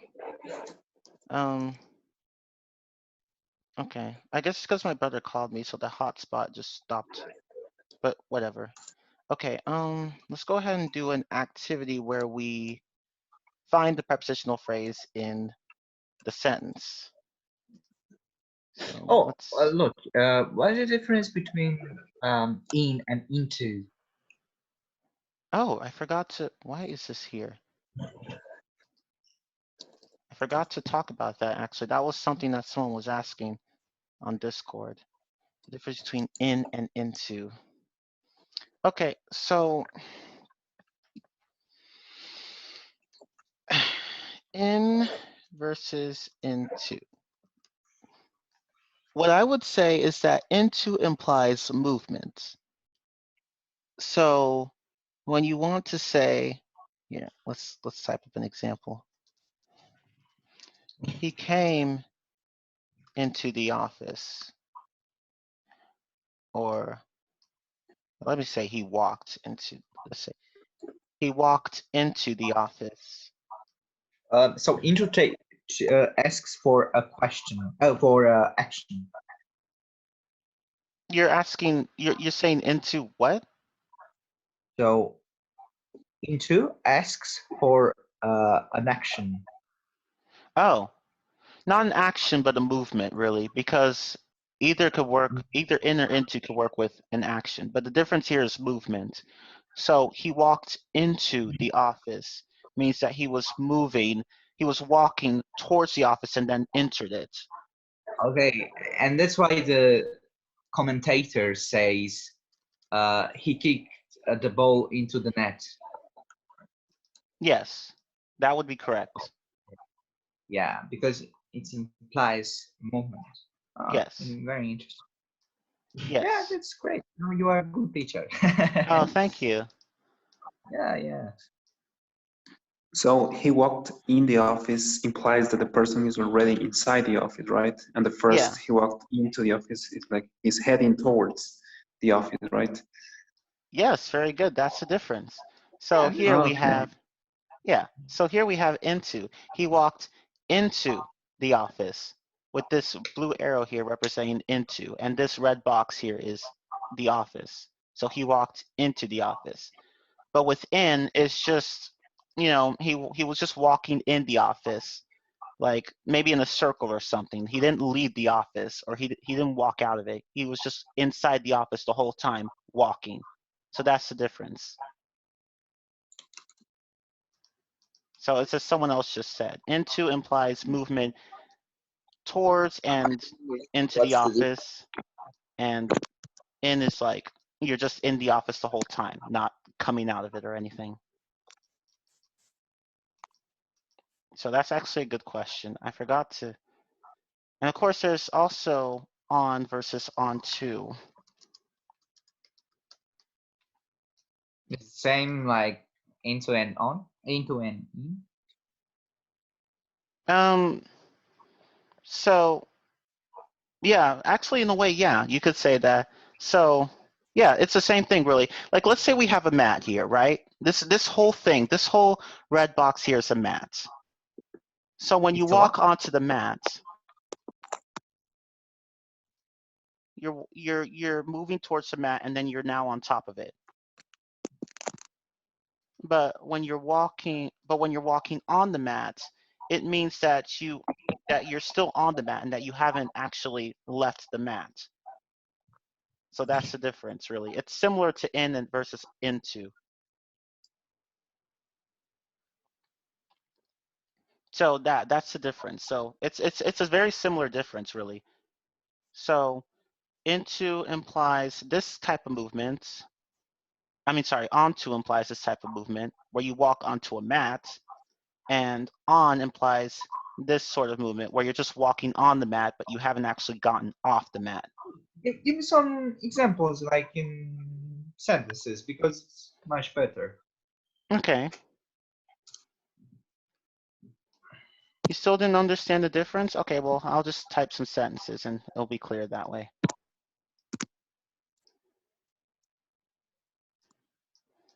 So let me see if I can think of an example.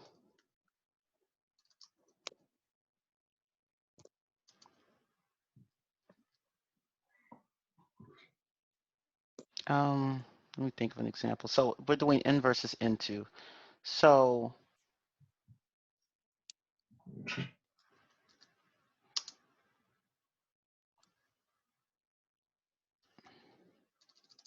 I'm trying to think of an example. Why can't I think of another example?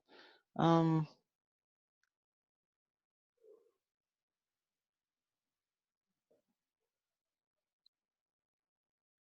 I could think of an example, actually. Versus, actually, no, that's not a good example.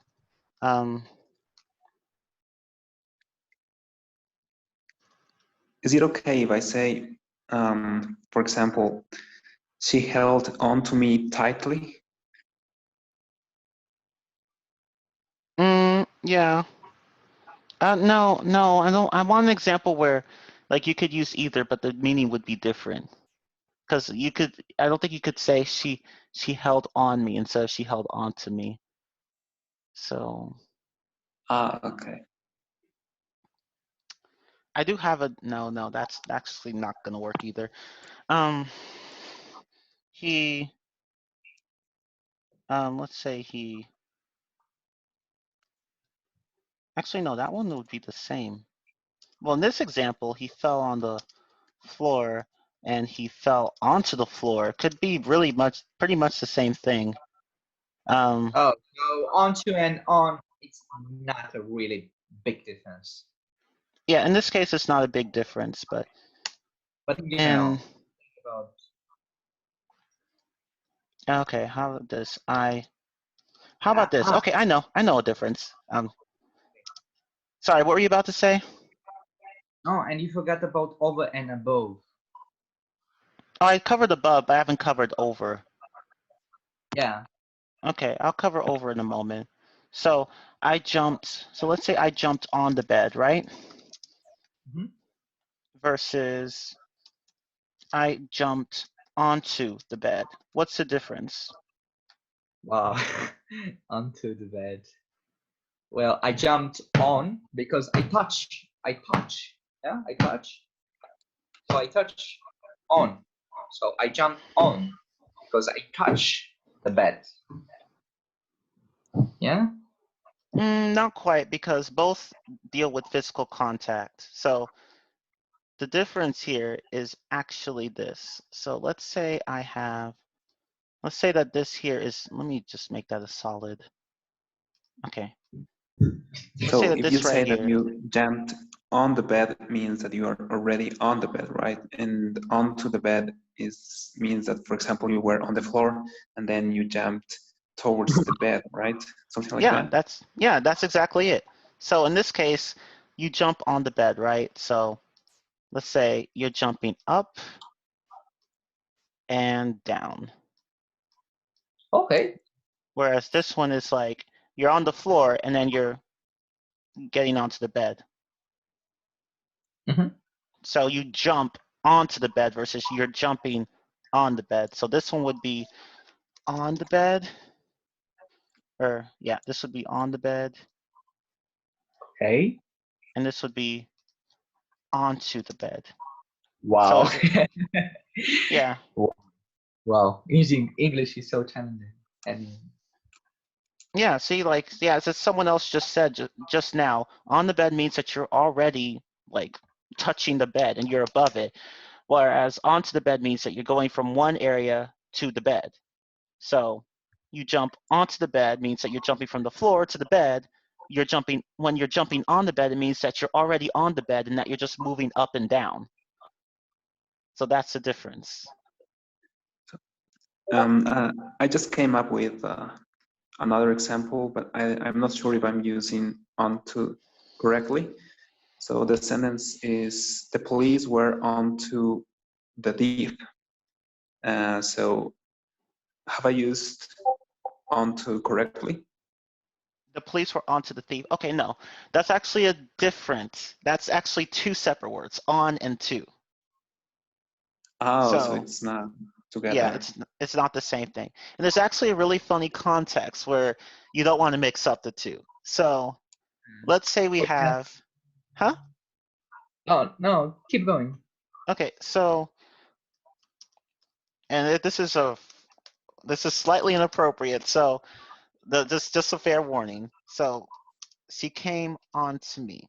So this means that, I was lying beforehand, and she figured out my lies, and now she's on to me. She's about to figure out the truth.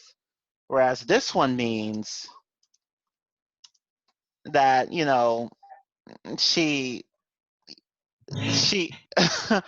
she you two were having sex, and she yeah, she did that. Let's just say she did that. That's the difference. So So yeah, she on came and on. to me and she did that. What the fuck? Yeah, she Wow. English she is so basically got aroused, and anyway. So that's the difference here. So these two are very different. Don't mix them up. What, like she came, what the fuck? Like she came on to me. It's like, what? Please explain me. So she came on to me means that you were lying beforehand and that she's gonna figure out the truth. Whereas she came on to me means that she had an orgasm and that she got excited and she did that. Like she got sexually aroused and it's like that. That's pretty much what it is. If you look up the word came into that Okay, context, you'll understand. you're a So naughty boy. so these are very different ones. You don't want to say mix those two up. Of course, this is just one specific context. So in other contexts, if you mix the two up, people will understand you, but you wouldn't sound correct. But in that context, you wouldn't want to mix the two up. So that's just a funny example I wanted to bring up.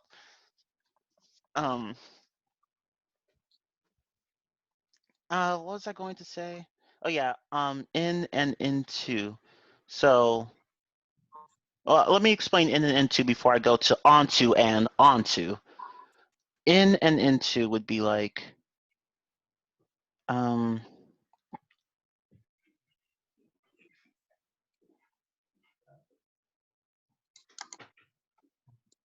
trying to think of why can't I think of an example? So,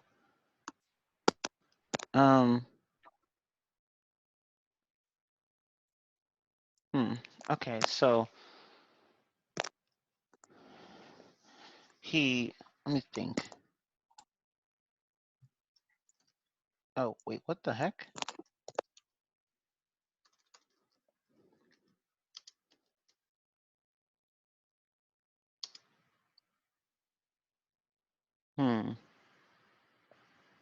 Okay, so let's say my mom ran in the building versus my mom ran into the building.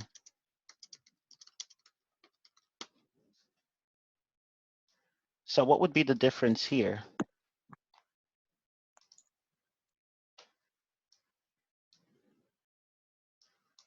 Okay, so let's say we have a building here. This is our building. So when you're saying that you ran into a building, it means that you're moving inside the building, moving inside like towards the building, and then now you're inside the building. So into means that you're going from one place and going to another. So you start from one place and go to another. That's what into means. Whereas in means that you're already inside the building. So when you're running inside the building, you're just running from room to room, but you're not actually running outside of the building. So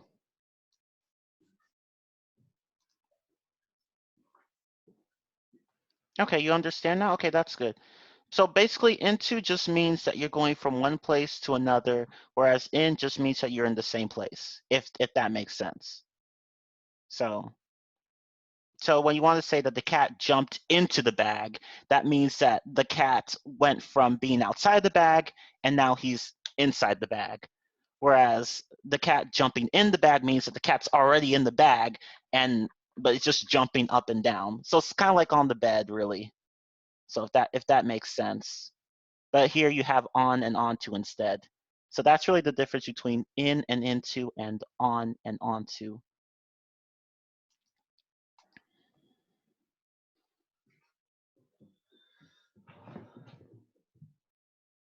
Okay, as regarding onto and onto, that part's tricky to explain. Let me just use a more appropriate example this time. So Before you move on, can I ask a question about into? yes. So could into also mean that you're interested in something, right?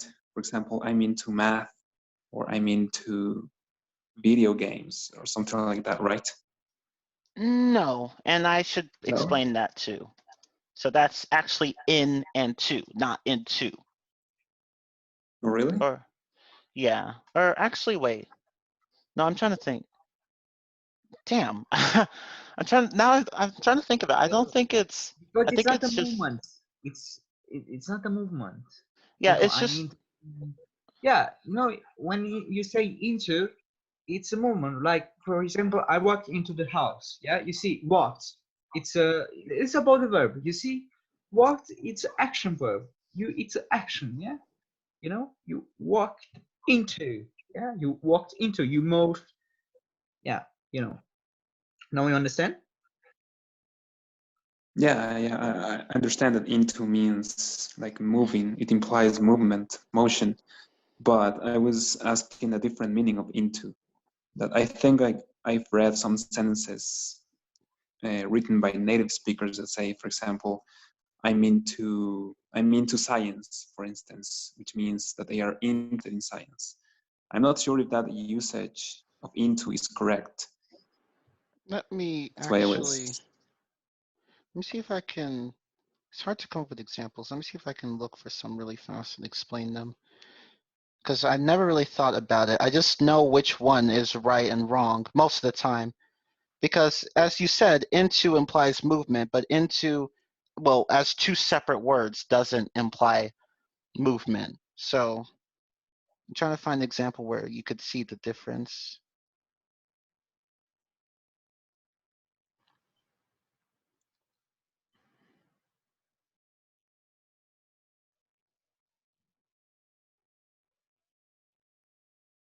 Okay. So yeah, let me see if I can.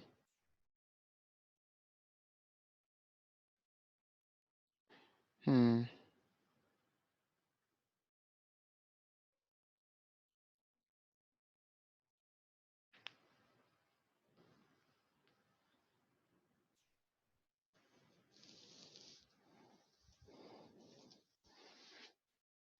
So once I explain this, then we'll go on to the activity. If I can just get this stupid thing to load.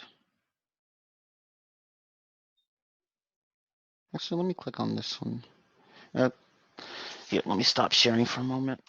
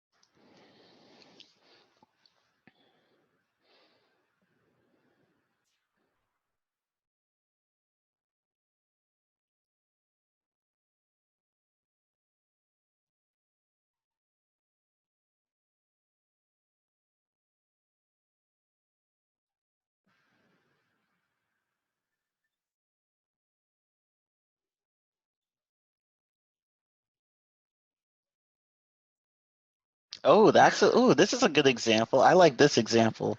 Okay, as for that, someone else also asked a good question.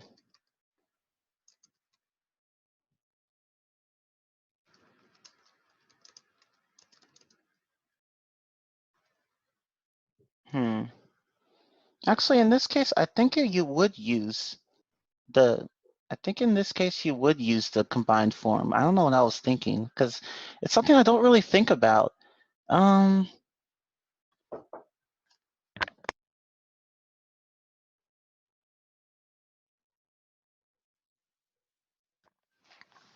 Yeah, actually, I think you would use the combined form. I don't know what I'm saying. I'm sorry. Because it's not, again, it's not something that I've considered too much. Like normally, because this is the problem with being a native. Like you often don't think about your own grammar. So it really should be, trying to think. Is it I'm into you or I'm into you? trying to think. No, it seems to be the combined form. So you could say I'm into math, or I'm into French, or anything like that. Huh, I never really thought about it that way. Yeah, okay. But here's an example that's describing the difference. So, but to answer someone's question here, when you're interested in something, you could say, I'm into math. I don't think you could say I'm into math. So it would really be the combined form. At least that's what I seem to see online. But yeah, I would say it's this form. I'm into math. So like I'm into math, or I'm into you, or I'm into government, or anything like that. But Oh, so when you say I'm into you, it means that you are attracted to someone, right? That you yeah, find someone attractive. Yeah, That's I'm into her, or I'm into you. You said, right? yeah. Whatever. I'm into you. You know? Yeah, it's a yeah. joke. You know, into author. I turned them into the authorities. There's a difference between these two. Can you tell me what it is? Because it's both in and into this time. So you have into and into. So into and into.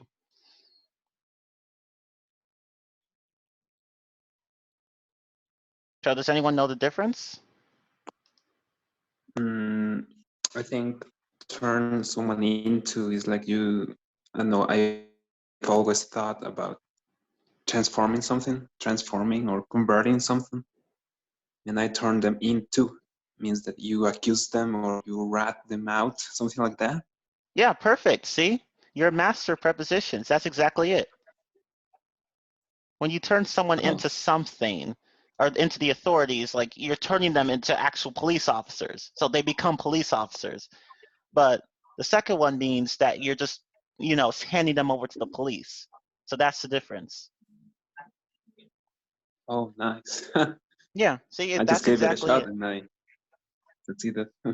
Yeah, see, you'll get the logic of them eventually. So that's it. That's exactly it. I turn them into the authorities versus I turn them into the authorities. So regarding these two, just think of in as a separate word that happens to be followed by two, as opposed to just one preposition. So these are really just two separate words compared to the first one, which is just one big word. So just think of it that way. Okay, let's go ahead and get started with our activity. I had, let me just stop sharing for a moment. Okay. And make that full screen. And, oh, wait, before I do that, someone also asked a very good question. Let me cover over really fast because I did not cover that. I almost forgot. Wow. So I already did under, which is basically the opposite. But under, in this case, the tricky thing about under is that it could be both position and movement. So let's say we have a box here. This means over. So like I jumped over the box. I jumped over the box. This is over. But you could also say I moved under the box. I moved under the box. So this is over and this is under for movement anyway. So under doesn't have to be just position. It can also be movement. It can refer to movement. So you jump over the box, but you can also move under the box, if that makes sense.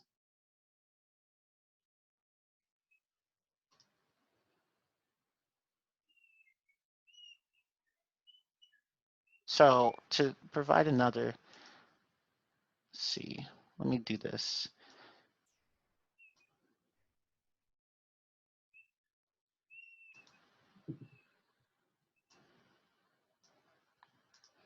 So knowing this, let's say we have this green rectangle here and we have this red box. So what is this green rectangle doing? Is it moving over the box or under the box?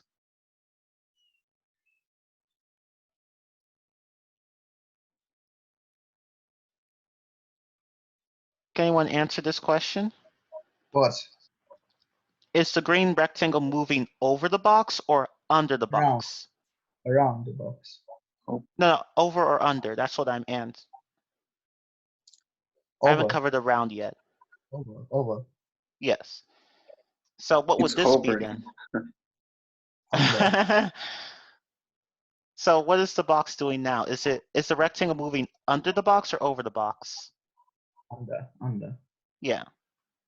So that's over and under basically. And of course you have around, right? This is around. Oh yeah. Usual.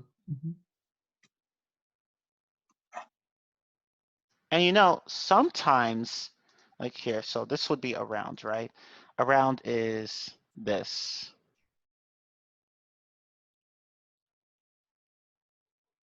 So it's like you have this, but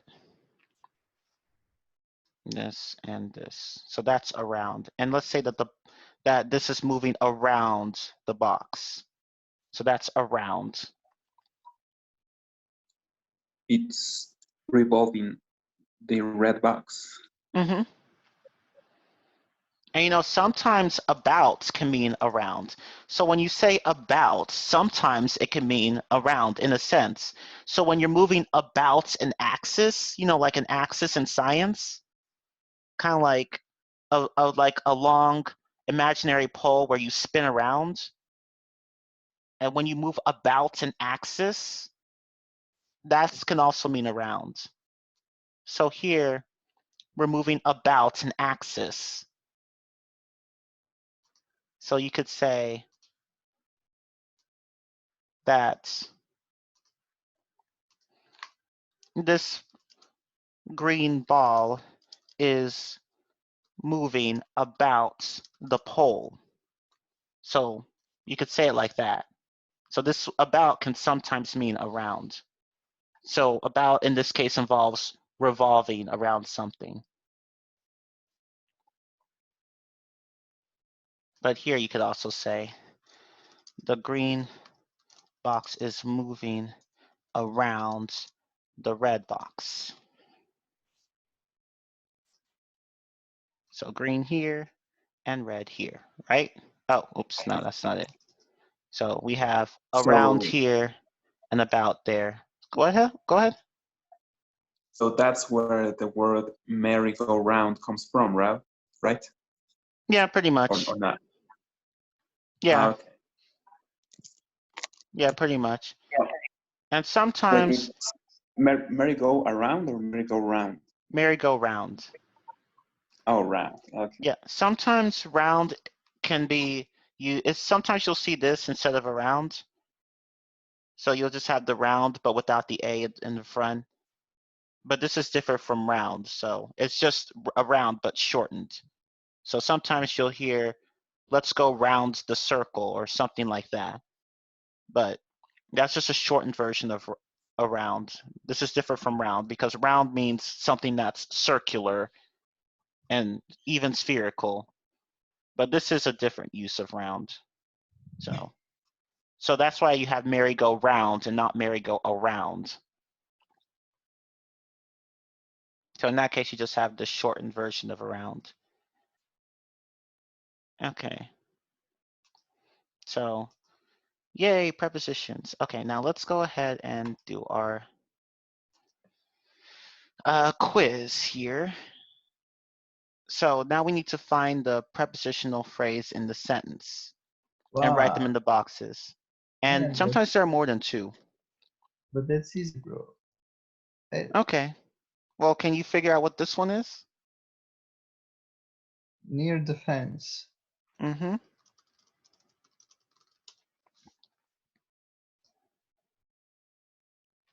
And sometimes there's more than one. This is taking a while. How, What the how heck? do you pronounce that word? Oh, sorry. I put near the fence. Why did it do that? Okay, sorry, what were you saying? How do you pronounce that word? The Clydesdale? Clydesdale? Clydesdale, I think Oh, that's what it is. Clydesdale. and what's that? Clydesdale. Some sort of animal, I think. I don't know, like maybe a deer or something? I don't know what that is, to be honest. Okay. Well, that's not relevant. Yeah, that's okay. Well, okay, so the Egypt game was written by a woman, and the man wrote our other summer reading book. So what would this one be? Written by a woman. Close. Written by. No, it will just be by a woman. Oh, I didn't cover by because, well, actually I did, but sometimes by can refer to something that's not next to something. So, but yeah, it would be by a woman here.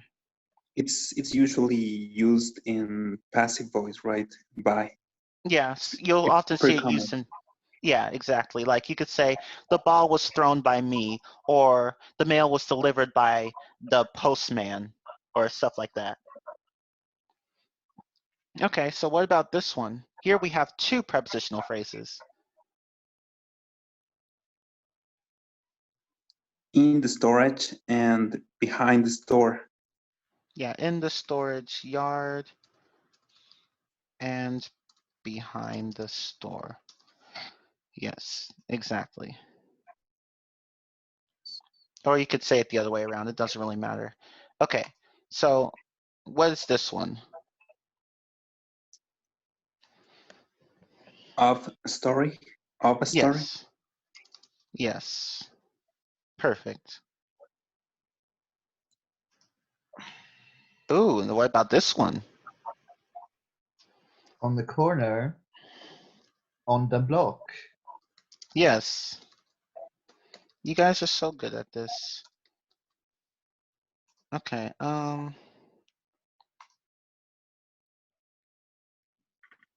this one? But it's your turn. Yeah, whoever's, On the windowsill. I don't know how to pronounce that word. Windowsill. yeah, windowsill, that's correct. And there's For another me. one. Yeah, for me, perfect.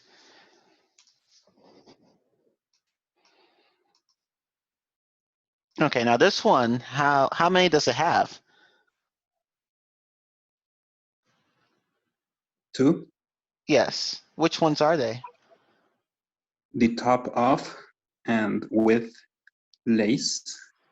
You would just say, it's really of her bridal gown, and then, but with lace is correct. Yeah, so I got what you meant though. Yeah, it would be of her bridal gown and with lace. Or I wonder if the top of would work. I'm not sure. No, of her bridal gown. Yeah. Okay. Okay. So at the beginning of the story, the professor watches 3 neighborhood children. What's this one? Of the story. Okay. Yes. Wait, what? Oh, I didn't even see. Oh, man, I missed one. It's also at the beginning. Oh, That's okay. Like, I didn't wasn't notice. reading that one carefully. Over the river and through the woods. Yes.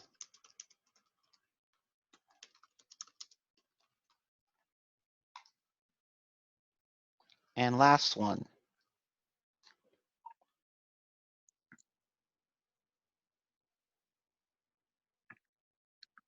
Could be to his dog and with the square jaw. You guys got it. Very easy. Except for, yeah, I missed a few, but that's okay. To his dog with, did I not spell it With correctly? Oh, I put which square job, whatever. That's okay. Essentially, we got everything right. Except for the number 8. I wasn't paying attention, but that's okay. But yeah, really easy. There was another one I was going to do, but that one's too long. Plus, you guys get the idea of prepositional phrases anyway. So, let me go ahead. Here, I'll be right back. Hold on. Okay.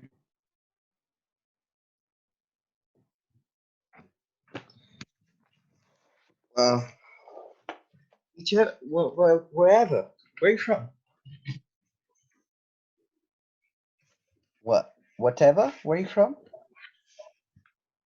Oh, hi. Sorry, I was away from my phone. I'm from Colombia.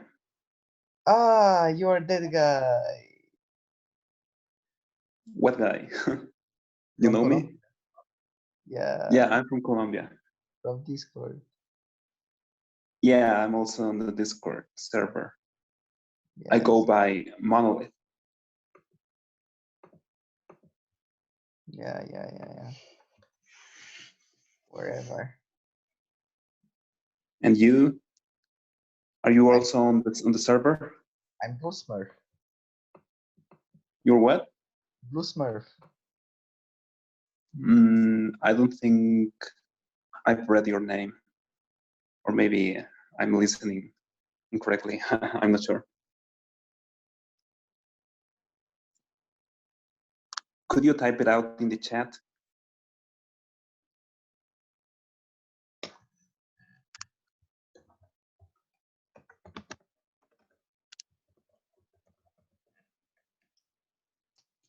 Oh, Blue Smurf. No, doesn't ring a bell.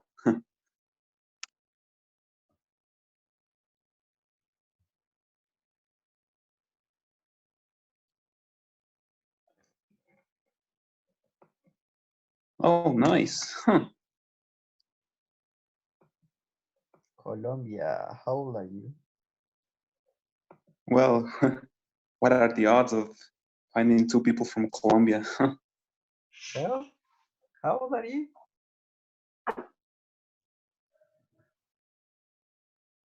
And where about in Colombia? Radamel Falcao. Hmm? What Radamel was that? Falcao. You know Radamel Falcao? Yeah, I've heard of him. He's a football player. Yeah. So, in which city in Colombia are you from? I'm not from Colombia.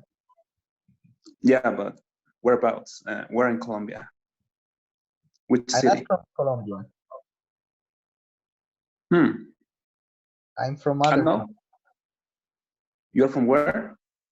I'm from Romania. Oh, sorry.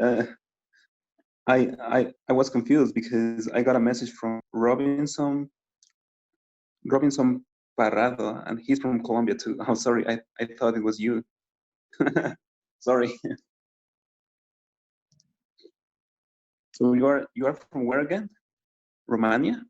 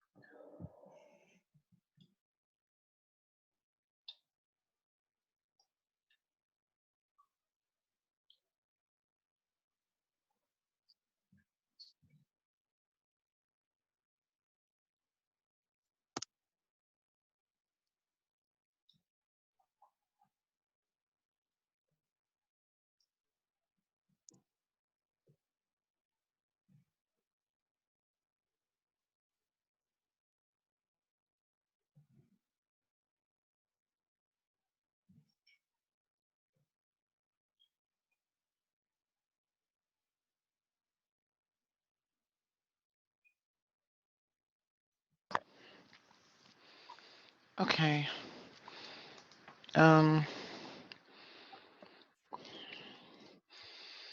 Where do I live? I live in the United States, in Texas to be specific. So, yeah. But anyway, Howdy, this, cowboy. huh? No, no, I'm not. Never mind. I'm not that. No, I know you're joking, but I'm not that southern.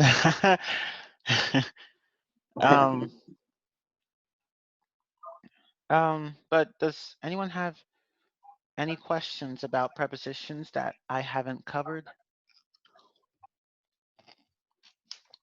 No, it was clear as crystal. Oh, that's good. I guess I could. Oh, you were asking whatever person?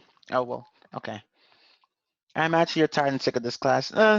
It's gone for a while, yeah, but it's just, but you know, I am going to end it soon, so it's okay. I should probably before we continue, let me just explain of really quickly. I haven't actually covered of.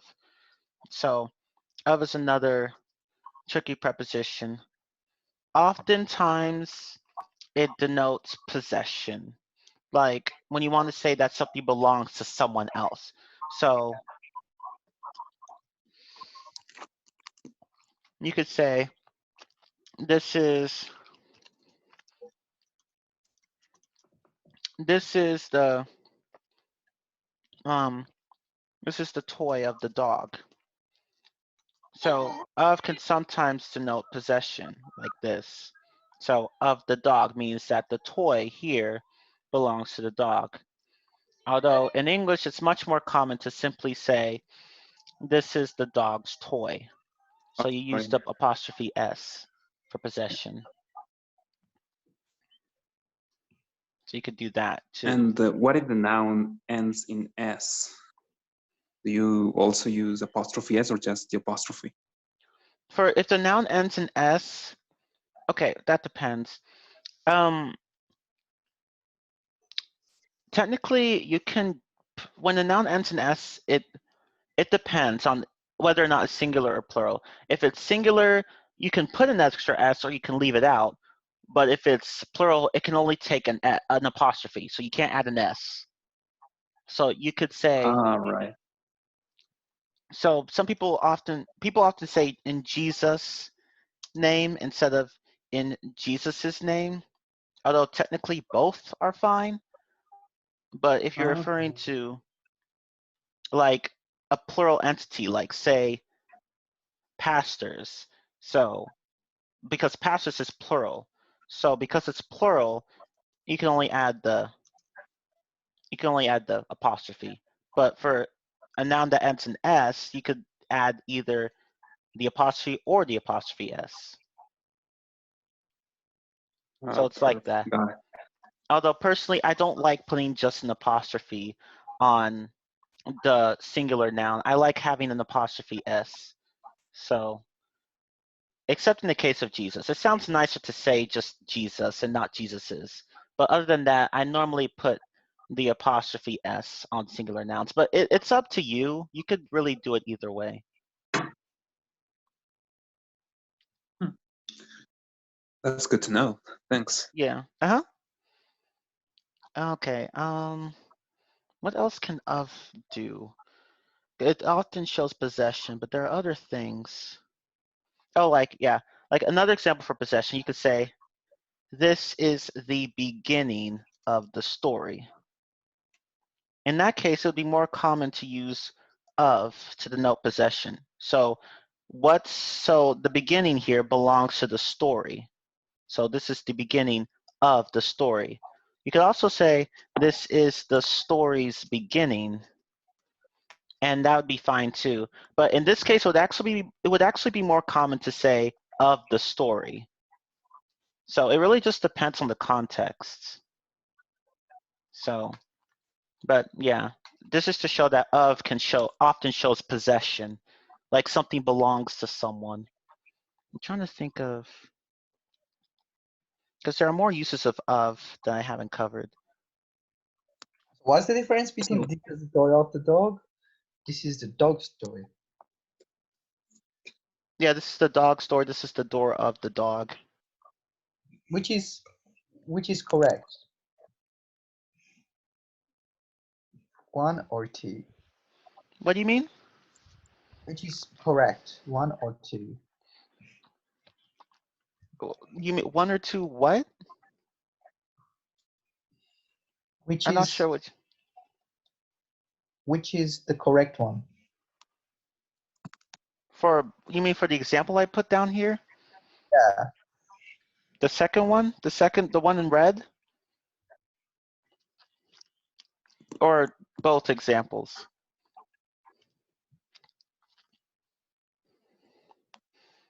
This is the story's beginning. Oh. That's correct. Oh, they're both correct, but the first one is more common. Yeah, but I'm saying about more grammatically. Or No, grammatically they're both valid. It just depends on which one you would use. So there are times where both things are grammatically correct, but what you use is up to preference. So they're both valid.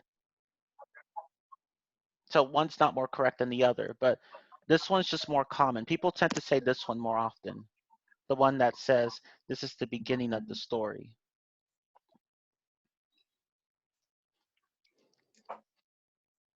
okay, now I have a question for you. Uh-huh. What's the difference between might have and may? Of can also be a function word, right? Like for example, to indicate the cause of something. So for example, he died of cancer, or That example, that works too. I was actually looking at an example in the dictionary where it says he died of flu or of the flu. So in that case, of can work as a cause, as it can denote the cause of something. He died of the flu. Yeah, what's the difference between might have been and may have been?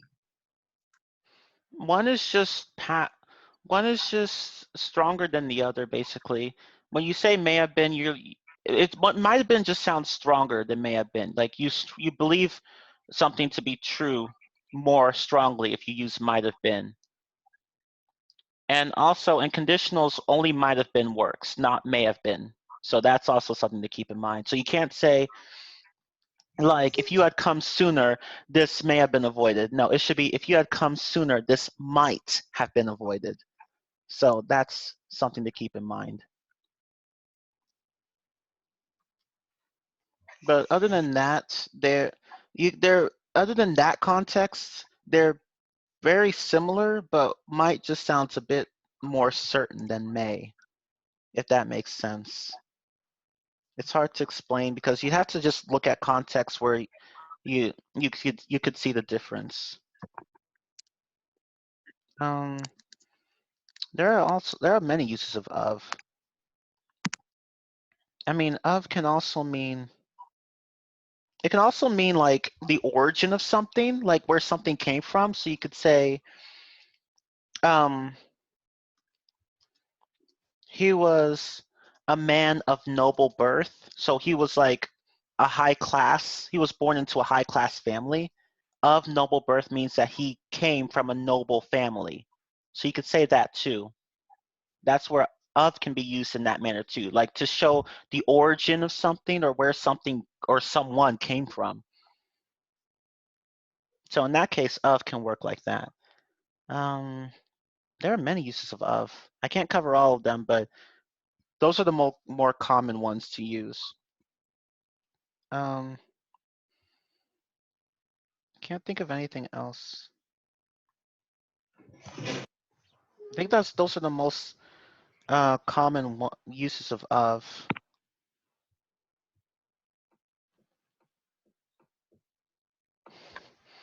I wanted to save of for later because it has a lot of uses.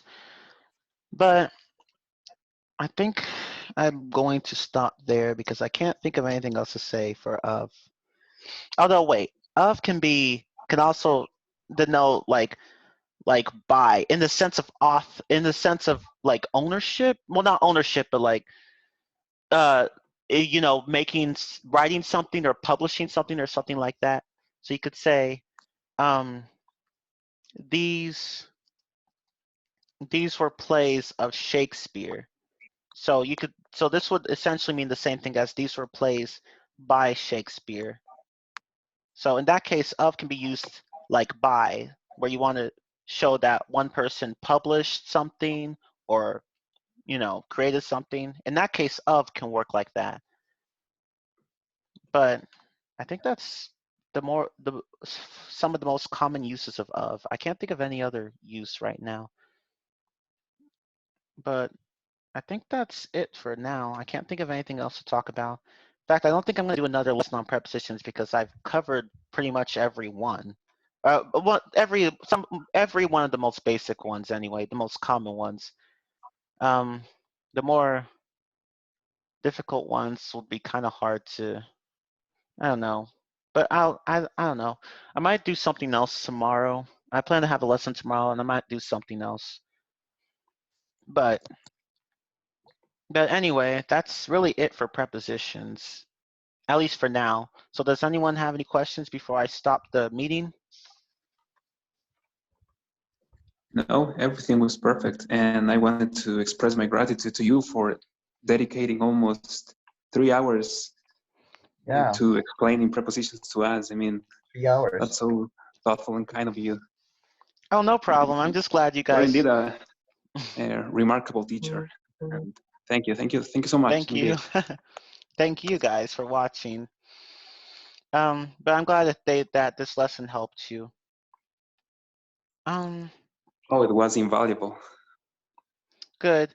And I wasn't able to record my lesson I only recorded part of my lesson with conditionals, so but I did record my entire lesson on the subjunctive mood and on prepositions here. So I will post both of those on my YouTube channel in case you guys ever want to go back and watch them again, or in case anyone else wants to watch them. So. Perfect. Oh, wait, you got a YouTube channel? Yeah, I have a YouTube channel. Oh, nice. And what's it called? It's called English with Mr. C. English with Mr. C. Oh, nice. Yeah. I'll check it out. Okay, thank you. Thank you all for watching. Oh, and just a quick question. It's not related to prepositions, but subjunctive, I think. I'm not sure. It's a phrase, I'm not sure if it's common or not. I used in one of my passages a few days ago. It's be that it may. Be that it may. Mm-hmm. Oh, you mean be that as it may? So, that's also an old subjunctive usage. It just essentially means if it becomes, I mean, if it is what it may become, or something like that. Like, should it be this? Or that's basically what it means. I can't think of any other way. Obsolete. Yeah. It's obsolete. Well, not so obsolete. Just the mood. The way the mood is used there is obsolete, but like it's just one of those old expressions that people haven't stopped using. So it's like that. Okay. Perfect. I was just wondering if that was a use of the subjunctive.